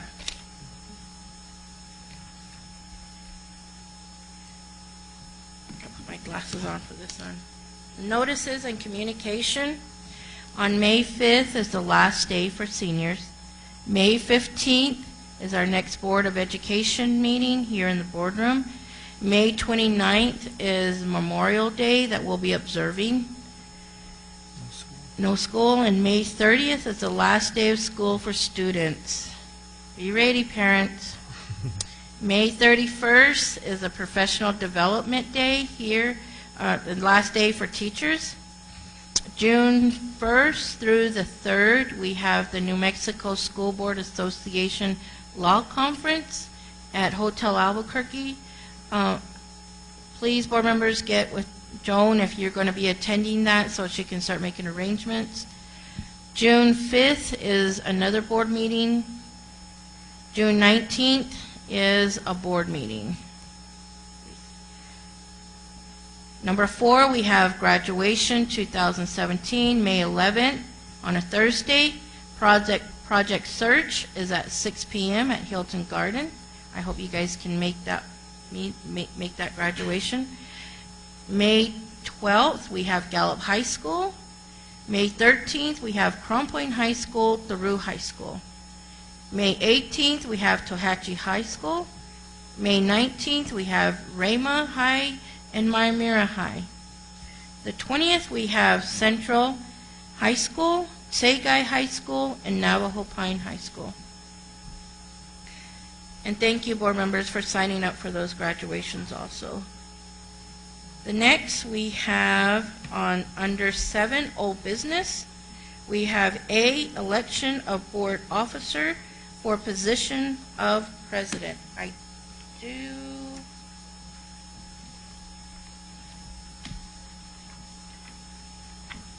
Hold on. Let's see if I brought it. I did have the proper language for that.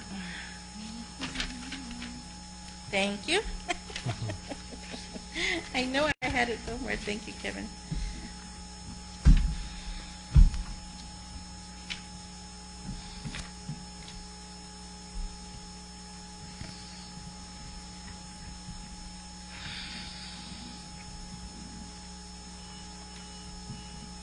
Uh-oh, somebody's alarm.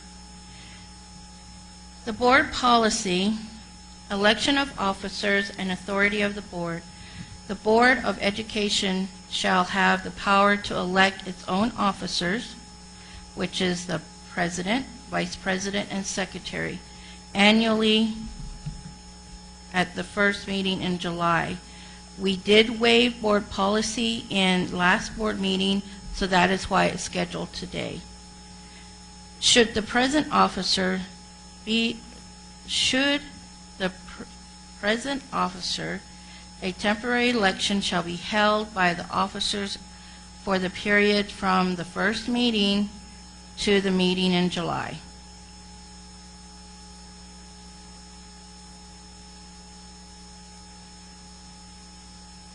This agenda item is ready to be acted upon.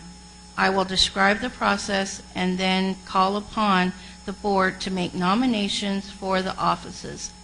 Vote for the nominations and declare a result. First, I would like to accept nominations for office of president.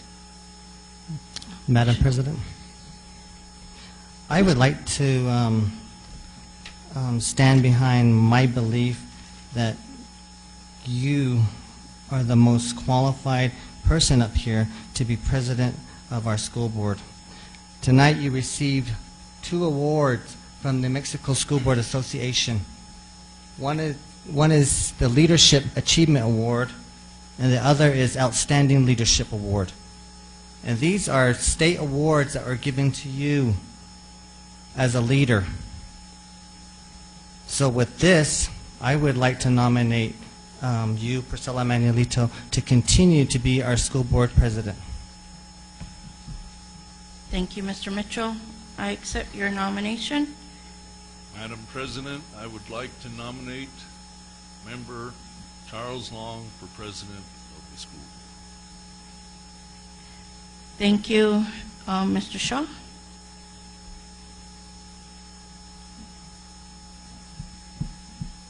Close. Motion to close.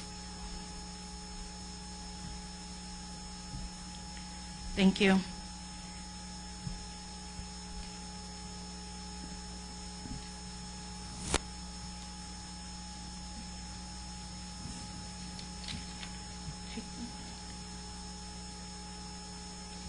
Okay, so we will start with myself. Joan? Roll call, please.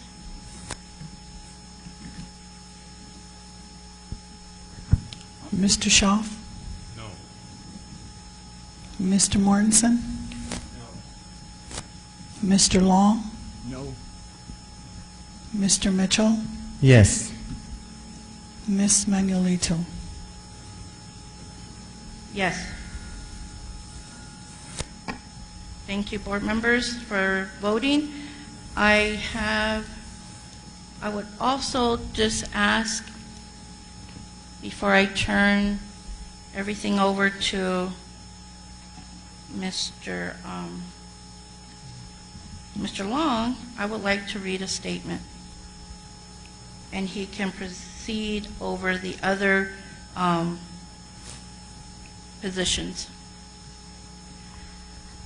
My dear relatives and friends and administration, some of you all know the issues that are happening that we have battled in this district. Tonight, we elected new officers. As an Indigenous woman, I am happy and honored that for the past 4 board meetings, we have heard wonderful comments from the parents, youth, in support of our leadership. They had the strength to come out in person and make their comments in public. I also want to thank all my constituents that called, text, and sent supporting messages to me, even on Facebook. I am sorry that our board has been influenced. It is not going to be our first for Kevin and I to be outvoted, and we will once again continue to be a 3-2 voting system. However, I am proud as a Native American woman to say that I was never a pawn, or I will never sell out my children. No one can say that I owe them anything, because I voted with my heart, and I voted for my children and parents. I would like to say thank you for your support, and I have learned a lot being the Gallup McKinley County Board President. Being a president has made me more determined to advocate for our youth. Our district is still in need a lot of support for our parents. As you have witnessed tonight, public comments and pleas from parents, youth, community members from the last 4 meetings to tonight are being ignored. Please continue to speak out and let your voices be heard. Even though we have had challenges from the beginning, I enjoyed the end of the term with a supportive superintendent and administrative staff. You guys are awesome, and thank you for always being there to assist.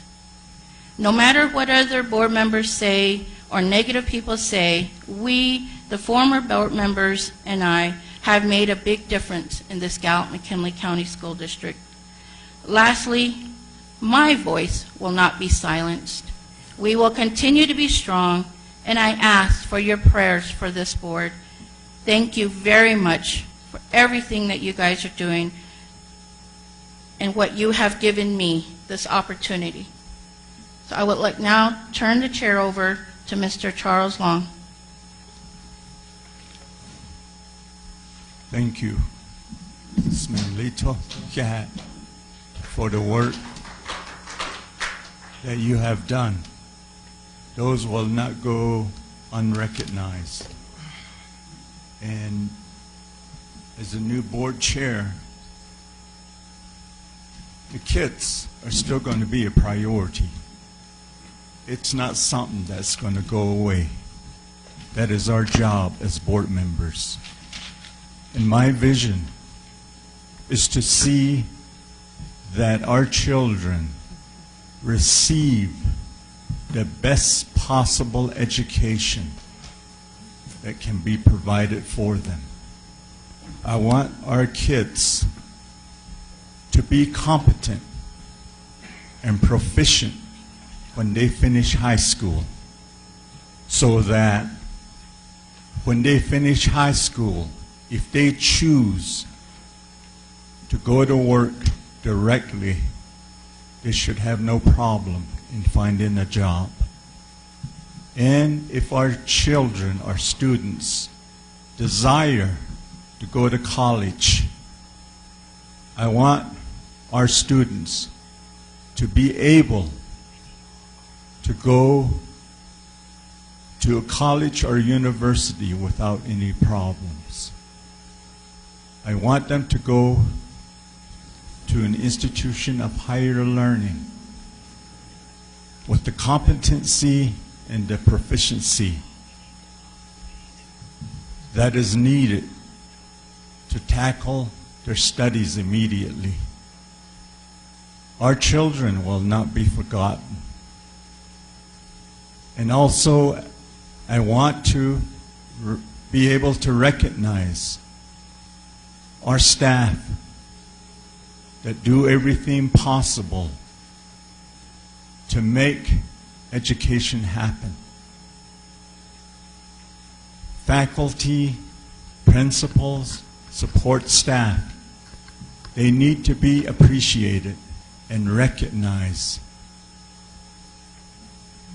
every so often to keep them motivated I want us to be able to retain the best possible teachers that we have so that we will continue to grow as a school district. We will continue to improve. That is what I want to say upon being nominated. Yeah. Roll call, please. Yeah, we just do roll call. Roll call vote for Mr. Long. Mr. Shaw. Yes. Mr. Mortensen. Yes. Mr. Long. Yes. Mr. Mitchell. No. Miss Manuelito.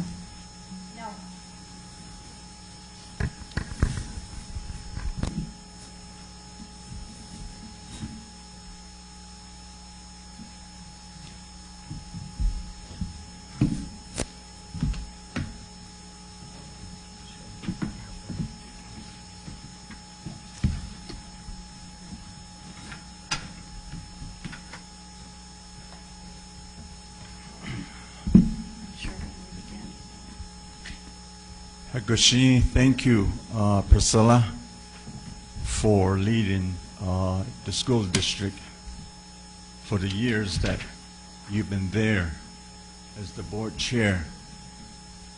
Now, I would like to open nominations for the vice president of the board.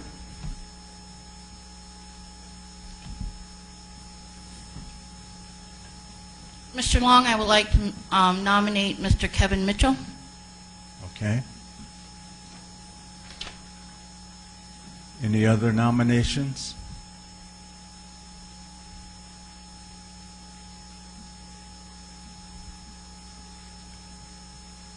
If there are no further nominations, I'd like to entertain a motion to close the nomination for the vice president. So moved. Okay. Roll call.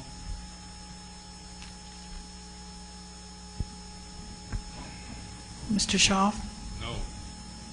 Mr. Mortensen. Yes. Mr. Long. Yes. Mr. Mitchell. Yes. Miss Manuelito. Yes. Okay, by acclamation, Kevin Mitchell remains as vice president of the board.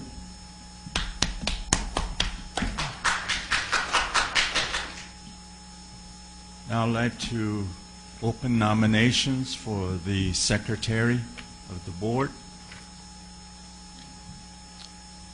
Mr. President, I'd like to nominate Priscilla Manuelito for secretary. Okay. Other nominations? Mr. President, I would like to nominate Chris Mortensen. Okay.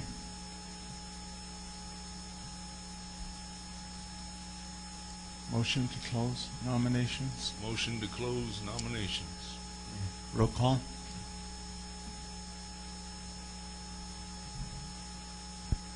Mr. Shaw. Which one are we voting on? Close. Close nomination. Close. Closing? Yes. Mr. Mortensen. Yes. Mr. Long. Yes. Mr. Mitchell. Yes. Miss Manuelito. Yes. Okay. Nominations for secretary, the vote. For Priscilla Manuelito. For Priscilla.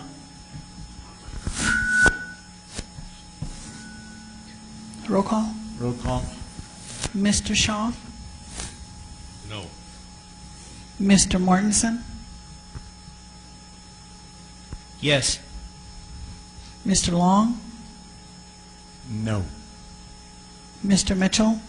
Yes. Miss Manuelito. Yes. Okay. For Chris Mortensen. Roll call. Mr. Shaw. Yes. Mr. Mortensen. I love to vote yes twice. Mr. No. Long. Yes. Mr. Mitchell. No. Miss Manuelito. No.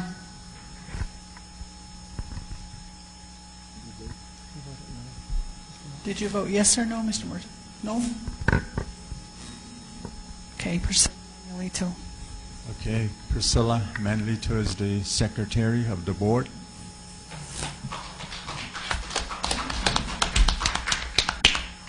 Thank you very much, board members, for your votes and election of officers.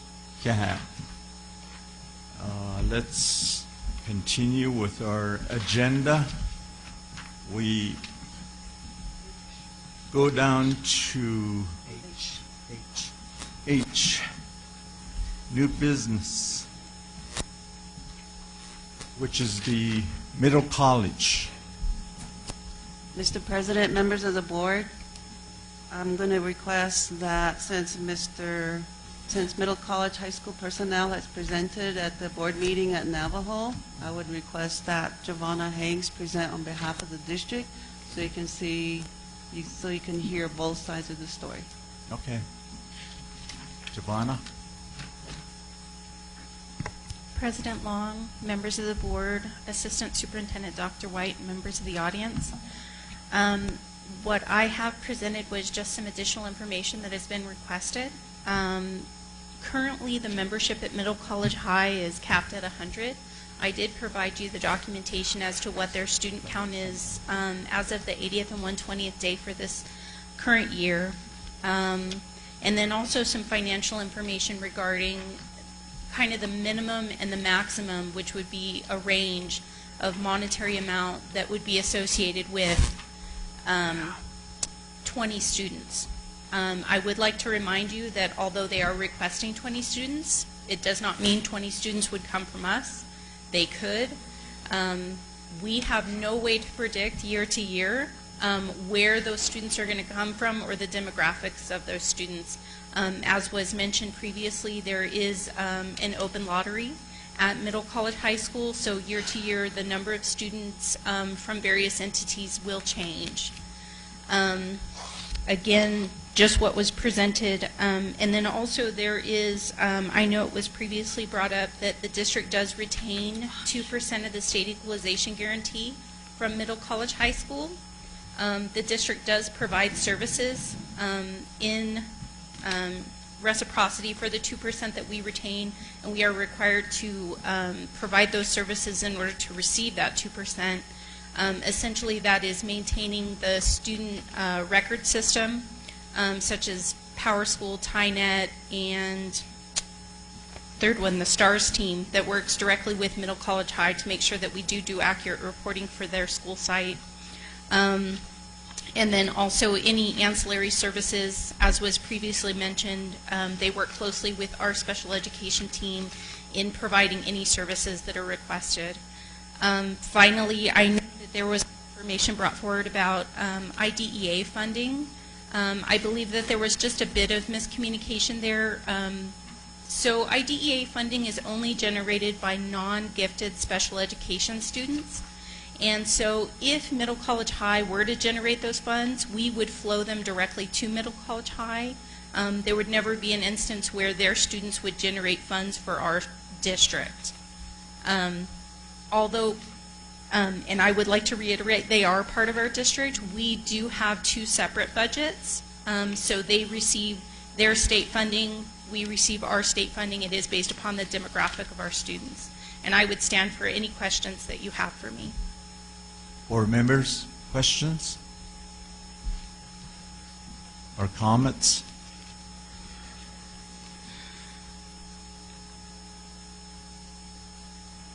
Is there anything, I mean, from the folks from Middle College High, is there anything that's unfactual about, I mean, or in dispute at all? I mean, it seems pretty realistic. It's just figures, right?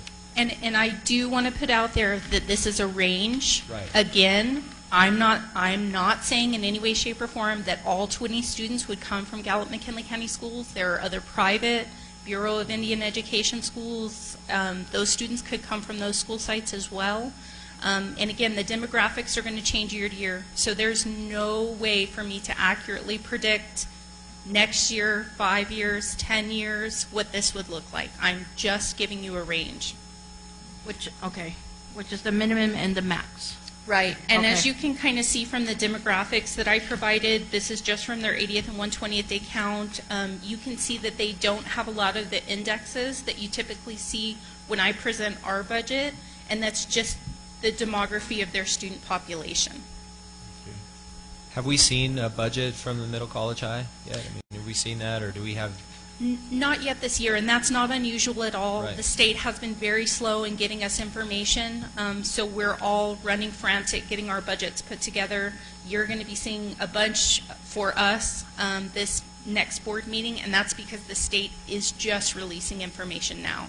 Now, do I understand this correctly, that this is a range, a minimum and a maximum, that would be basically subtracted from the school district here and added to the middle college high? Is that correct? In a sense. Now, because there are some additional factors, they may see some additional dollars, and it's just due to that small school size adjustment. They have no control over that. It's just the way the funding formula works. What I'm presenting is just what may come off of our budget. Again, estimating 20 students. Not all 20 students may come from Gallup McKinley County Schools. They may next year or in the year after. I have no way to predict any of that. How would this money be spent? For middle college high, Yeah. just as all the operational dollars we have, it would be directly put back into the educational program at middle college high. If Mr. Hunter has anything other than that, I mean, their budgets are spent in a similar manner to ours. They put it back into the teachers and services that they provide to the students. I mean, we're obviously growing. Are we hiring more teachers? There's more teachers being hired over there, and So I No more would teachers. not feel comfortable answering those questions on behalf of middle college high. So if you are asking if they're going to hire additional teachers, I would request Mr. Hunter provide that information. Go ahead. Please, yeah, if there's questions or anything. I'm sorry, are you hiring additional staff, Mr. Hunter? Oh. So your teacher-to-student ratio will change when you add more students. You're not adding more teachers. What other? I mean, facility improvements. What are we doing here?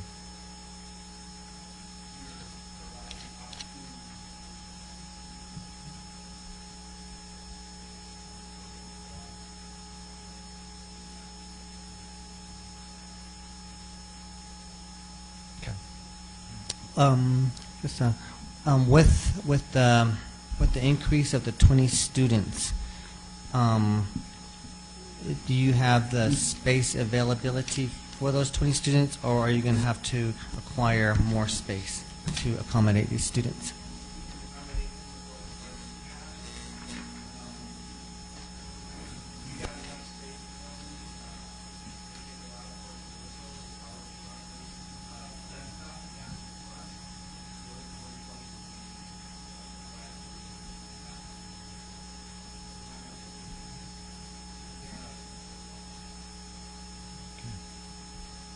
Other comments, questions? With the additional funding, and you're not hiring teachers, what would the funding be spent on? Sure. Go ahead. Yeah, please.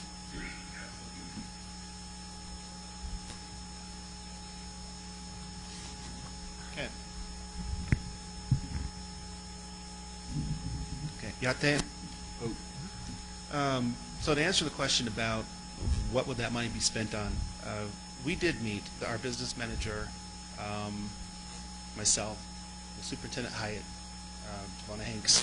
We looked at the numbers, and looking at. Repeat the question for me, please. The question was, if you're not hiring new teachers, what will the additional funding be spent on? It's going to help us to educate our students. Our students are quite expensive to educate. The reason being is that we're not a dual credit program in the sense of the dual credit that happens with Gallup McKinley. We are concurrent enrollment. So for every one of our students, we're paying full UNM tuition.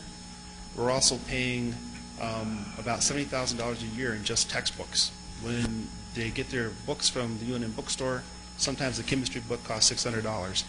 So when we increase, the number of students, we're going to get an increase in our expenses as well.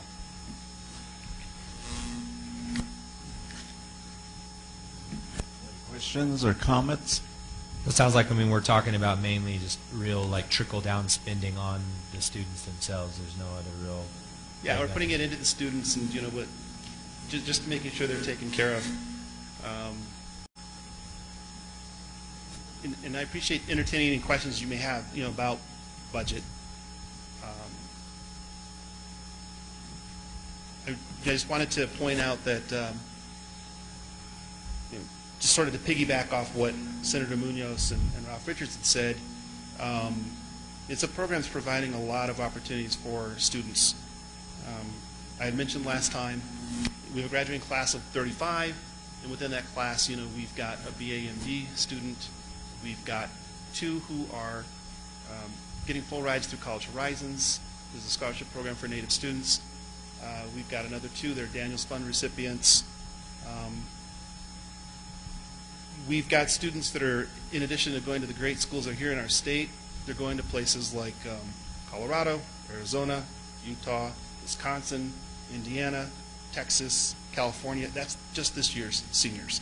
So we put a lot of time and effort into what we're providing our students. We're very fortunate to have been ranked the 13th best high school in the state of New Mexico. Number 10 for STEM, for math and science, and number 8 for quality of teachers. So it's something we really pride ourselves in. And I would encourage any or all of you, if you could attend our senior awards banquet on May 11th. That is going to be at the Student Services Building at UNM. I know that we had former board member Len Heineman, he had come to a governing council meeting of ours. He'd gone to the HED in Santa Fe. He had occasionally come and checked in on things that were going on with our students. And as one of GMCS's schools, I mean, you can't find us. If you're looking for a school letter grade and you're looking for middle college, you have to go to GMCS, and we're in the drop-down menu as one of your schools. So, What time is that, sir? It's at 6 p.m. on May 11th. And the students are putting on a lot of it. They really have taken the reins as far as organizing it. So, if you have any other questions, I'm here to answer them as best I can. If there are no further questions or comments, what is the pleasure of the board on this Devon, issue? I have a question for you, though. Yes, ma'am. So, I think my concern is with the state budget being the way it is. That's my biggest concern, and having this again, the range you gave us, that would continue to hinder our funds. So I don't know if that's just a comment or a statement, or I'm trying to see how we can.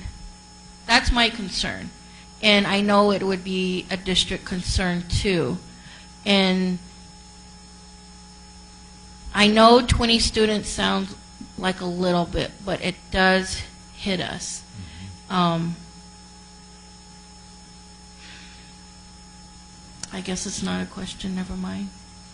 Sure, and again, those are just information for you as you consider your decision. The demography of the students each year will change, and there's no real way to predict what that is. I did give you the demographics from their 80th and 120th day reporting, which kind of gives you an indication of what they typically see in funding. But if you have any other questions for me, I'd be happy to answer those. What effect on the middle college high did the recent salary increases have? I mean, is that across the board with middle college high as well? We follow your salary schedule. Say again, excuse me? We do follow your salary schedule. So it would, whatever the increase may be for your personnel would be the same for ours. Are there any, I mean, it's one of the things with with this stuff? I mean, are there any extra salary bumps or whatever for anybody included in this, whether it be the administration or teachers or anything like that? Like I said, everything that we do, we follow the GMCS salary schedule. Okay.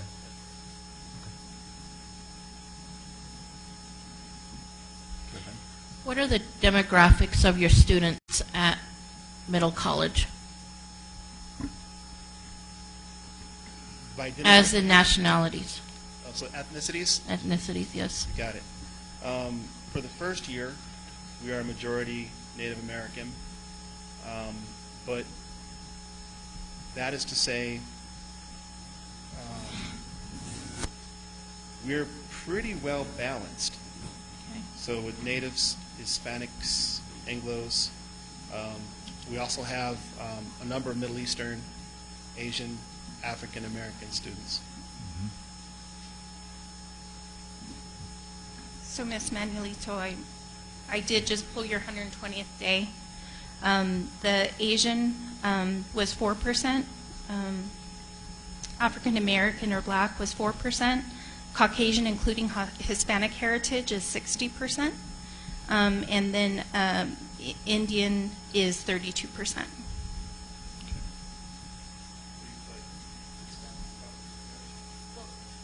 That is how they're reported for the STARS data, and then it's just an additional indicator if they do report a Hispanic heritage.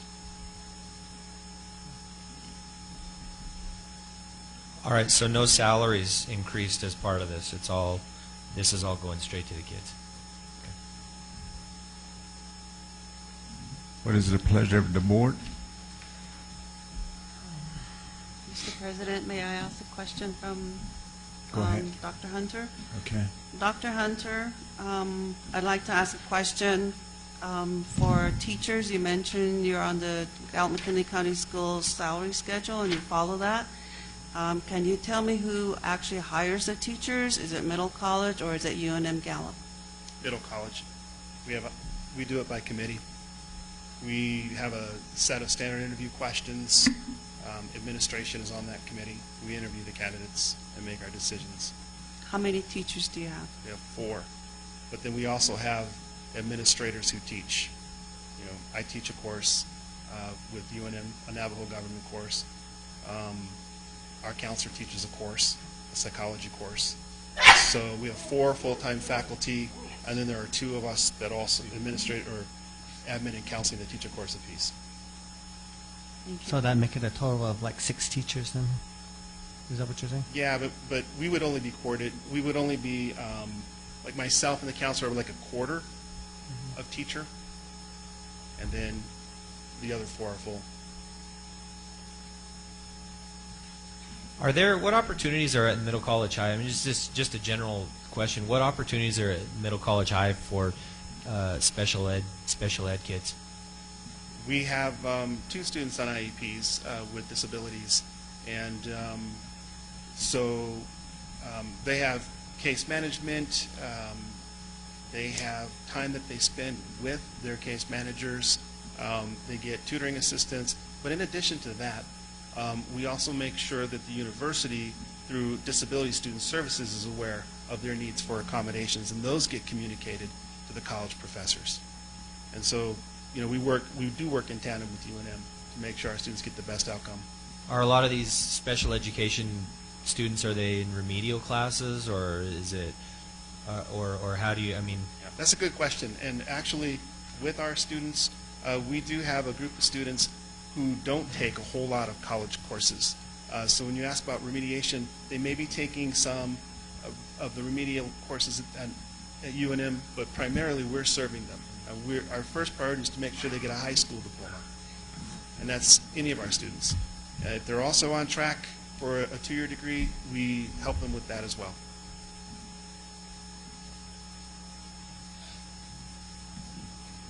How does, I mean, I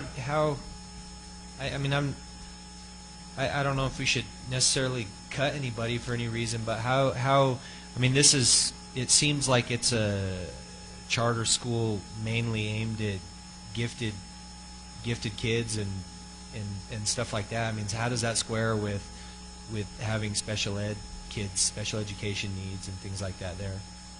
Yeah, it's been said that we don't have a lot of middle ground. It's been said that, you know, a lot of our students will select a school like this because they're in want of acceleration. They want to get an early start on college. And then we have a lot of students who would meet several of the factors on your the at-risk index. Like I had said before, one of the department chair of arts and sciences has said, I can always tell who your students are. I can always be assured the top couple of students in my class when I'm teaching are middle college.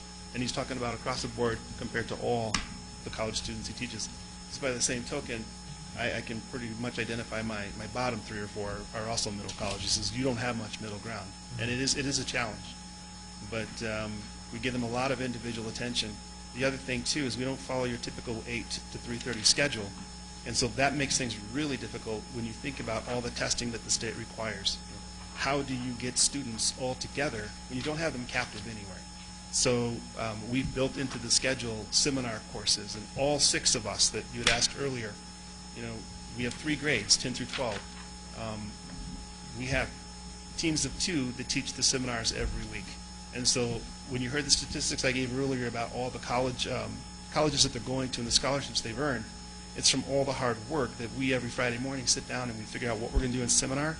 We map it out, and we do a lot of conversation about post-secondary options for students and make sure that they're on track. They're not missing ACT tests. They're not,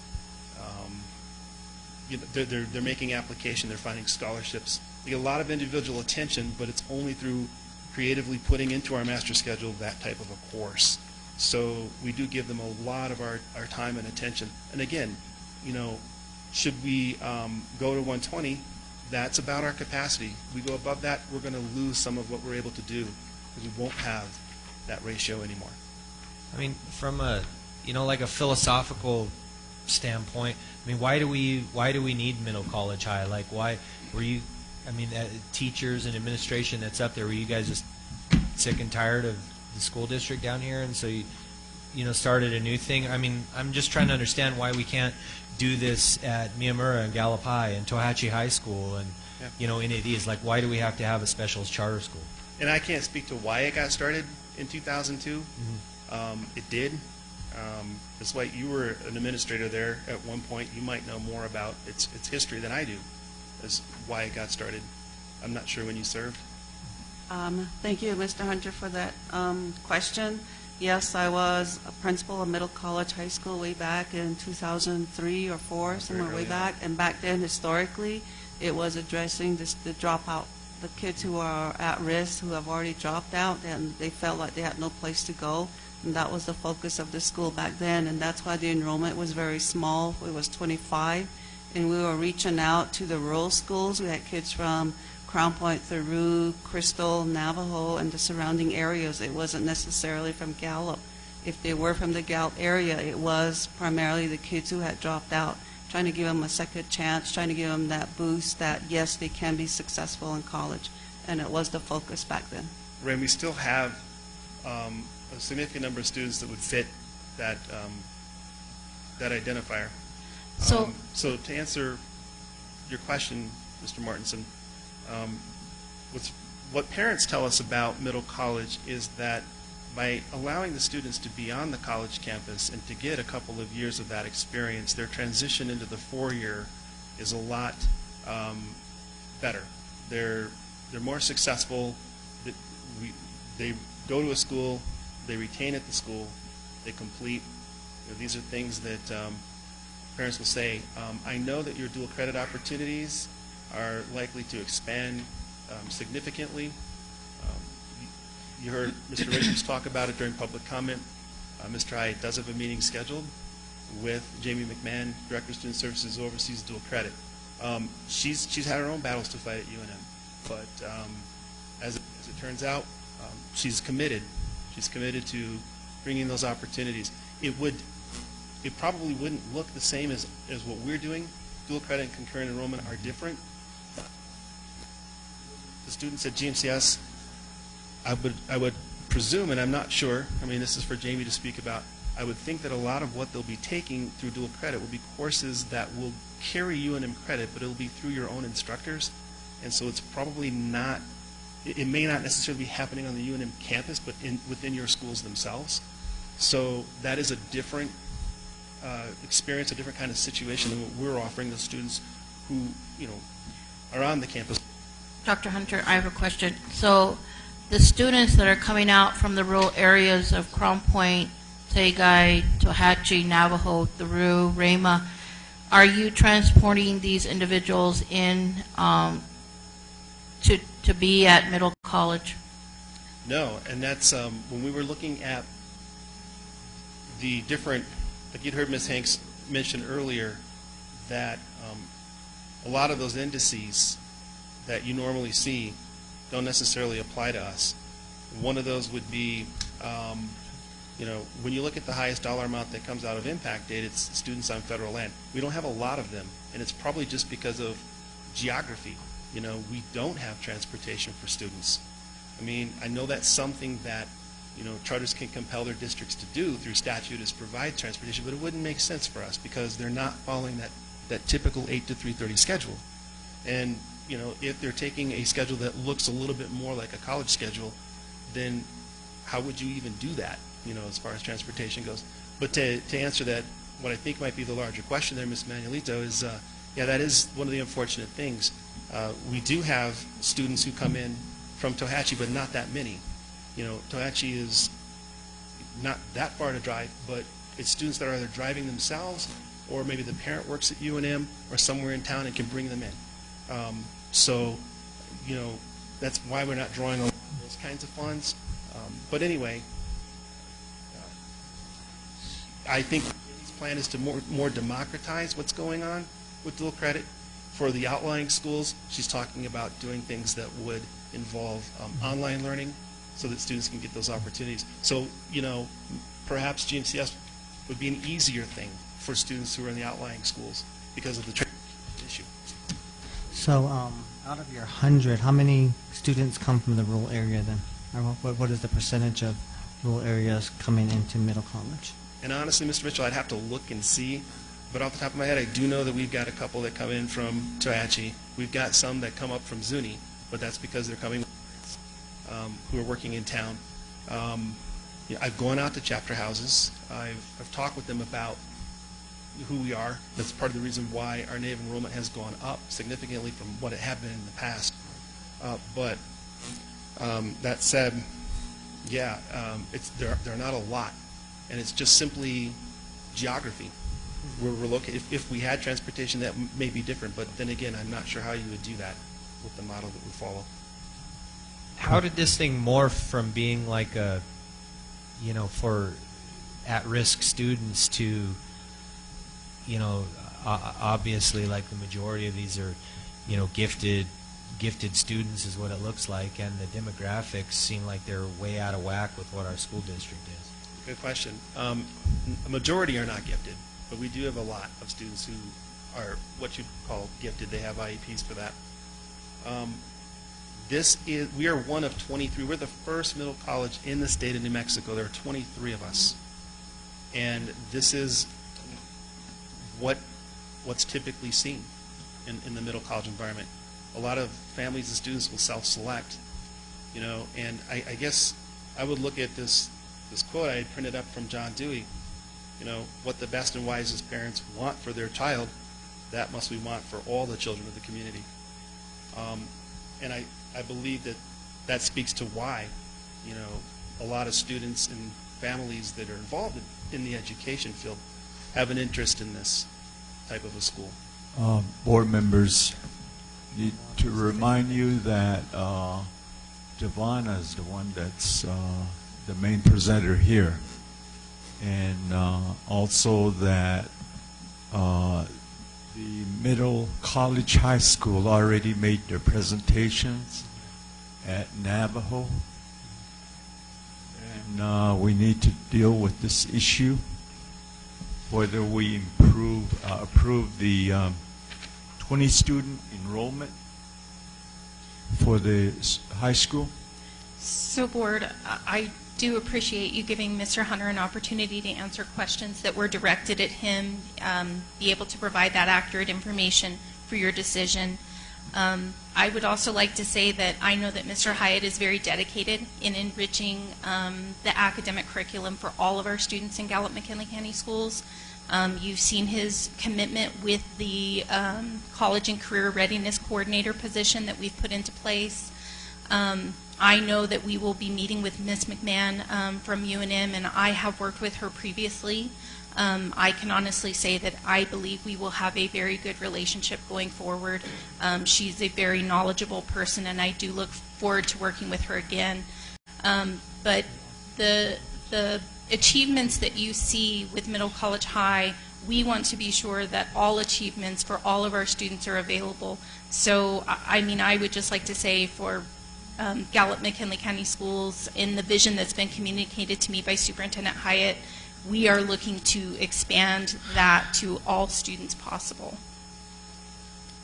I just want to say, board members, for me, Mr. Hunter, and staff that are here from UNM, I would really strongly, I can't support this right now, just due to the budget of our state. I would rather be more on stable grounds, and I know I supported you before, and the increase that happened a year and a half ago, I did support that, but I think with the budget the way it is right now, I'm very hesitant to do this, but that would be something that I just wanted to say, and I would like to request to ask for a vote at this time. Okay. Let's call for the vote, whether to increase the enrollment by 20 students or to disapprove the issue that's before us. Joan? Priscilla, was that your motion, or? I'm just asking for a vote now. Okay. Need a motion? A motion that we vote on this, approving. To approve? Okay. Motion's been made by Mr. Mortensen to approve. Did you say approve or not approve, or? Yeah, I guess I'll go both ways. Okay. Roll call. Roll call. Joan? Mr. Shaw? No. Mr. Long? No. Mr. Mitchell?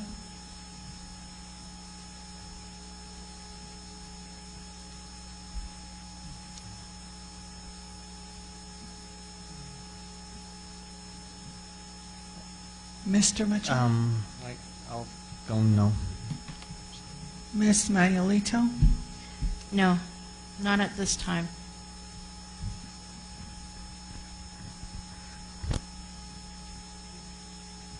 Okay. Thank you, Board. Thank you, Giovanna. The item has been denied. We go on to the last item on the agenda, having to do with Navajo Technical University. Dr. Ben Jones, you're up, sir.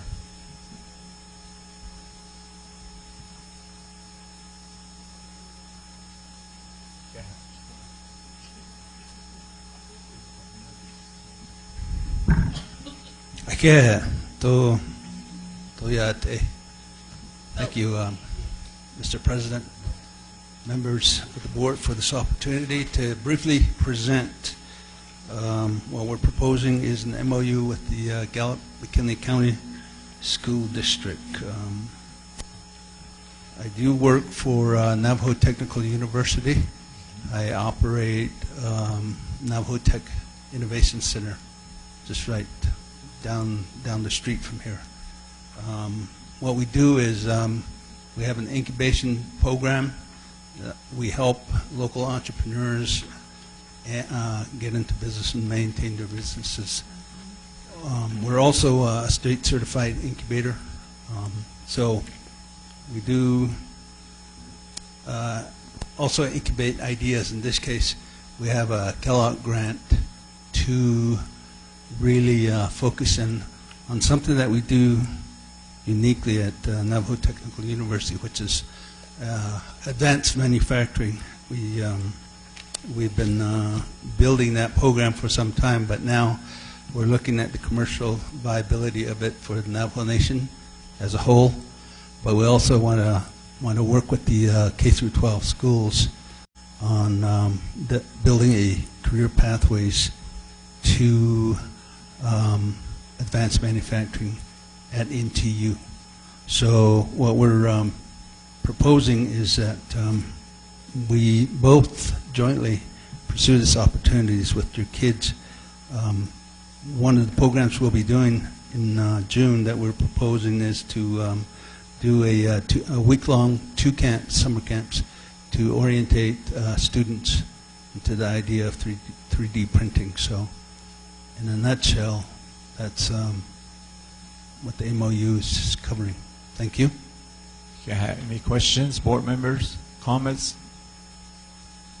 Where do students learn more about this to get involved with it, to attend this thing? And what was the date? Did you say again? Currently, we're looking at the June. What was the days? We're proposing it week-long, half days with teachers in attendance also. So we're looking at mid-June, the week of the 12th, or the week of the 11th, the week of the 18th, concurrent, to see how it goes and really develop a program around. So the site would be NTU Fabrication Lab, where we house the 3D printing. We will also have a makerspace at our own incubator, and those involve printers as well. What are the kids going to? I mean, what's the take home? I mean, what's the takeaway from it for the kids? They're looking to just learn about it. They're going to make something. They get a certificate. They're looking to understand what that technology is, learn about it, how it works, just very fundamentally, not very at the expert level, for them to begin thinking about a career in that area. We feel it's a new industry that's developing real fast, but it's also very important for Navajo Nation as a whole to consider a technology economy sector. So we build their capacities at an early age to get them excited, to get them exposed to this technology. Yeah, thank you. Board members, I'll go ahead and motion to approve this MOU, please. Okay, motion's been made. Roll call, John? Mr. Shaw? Yes. Mr. Mortensen? Yes. Mr. Mitchell? Yes. Mr. Long? Yes. Thank you. Oh, Yeah. Just one thing, Mr. Jones. I know from Theroux High School, Crown Point High School, and the middle school, I guess there's non-natives that go to school there. And if they're interested, I would like for them to be included to consider. Oh, sure. We're considering all students. Oh. Because I know NTU we've always stood for open enrollment. So, good. Yeah. Thank you. With that, board members, I believe we've concluded our business for tonight. Excuse me, point of order, we still have one more with K. Did you guys go over K? We did, right? Yeah. Oh, okay. We Thank you. already did. So we've concluded our business. I entertain a motion for adjournment. I so move. Okay. Mr. Shaw made a motion to adjourn. Comment first, please. Go ahead. I just wanted to say, board members, I know some of you guys were out and weren't able to attend the meeting, the special meeting we had scheduled on Friday. I just really would like to plead with you guys that this was an important meeting for our children, for our seniors that were getting a scholarship from us. And I would also like to say thank you to administration for taking the initiative to do what we're supposed to do, to evaluate and look through the nominations for the scholarship of the Senior of the Year for the New Mexico School Board Association scholarship. So please, in the future, Ashwande, I'm pleading with you guys. This was a direct service to our children, and we all needed to try to attend, even if it was a phone call in. I would really appreciate that we take this seriously if it's directly affecting our children and what this was.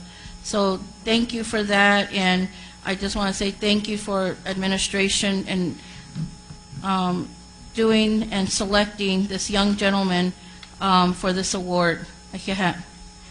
Koshina, thank you, Priscilla. Your point is well taken, and I think Friday was Sovereignty Day, so the school was out, and school personnel were not here, so I think that was part of the reasons why that the special meeting didn't happen. Roll call for adjournment. Mr. Mortensen? Yes. Mr. Long? Yes. Mr. Mitchell? Yes. Ms. Manuelito?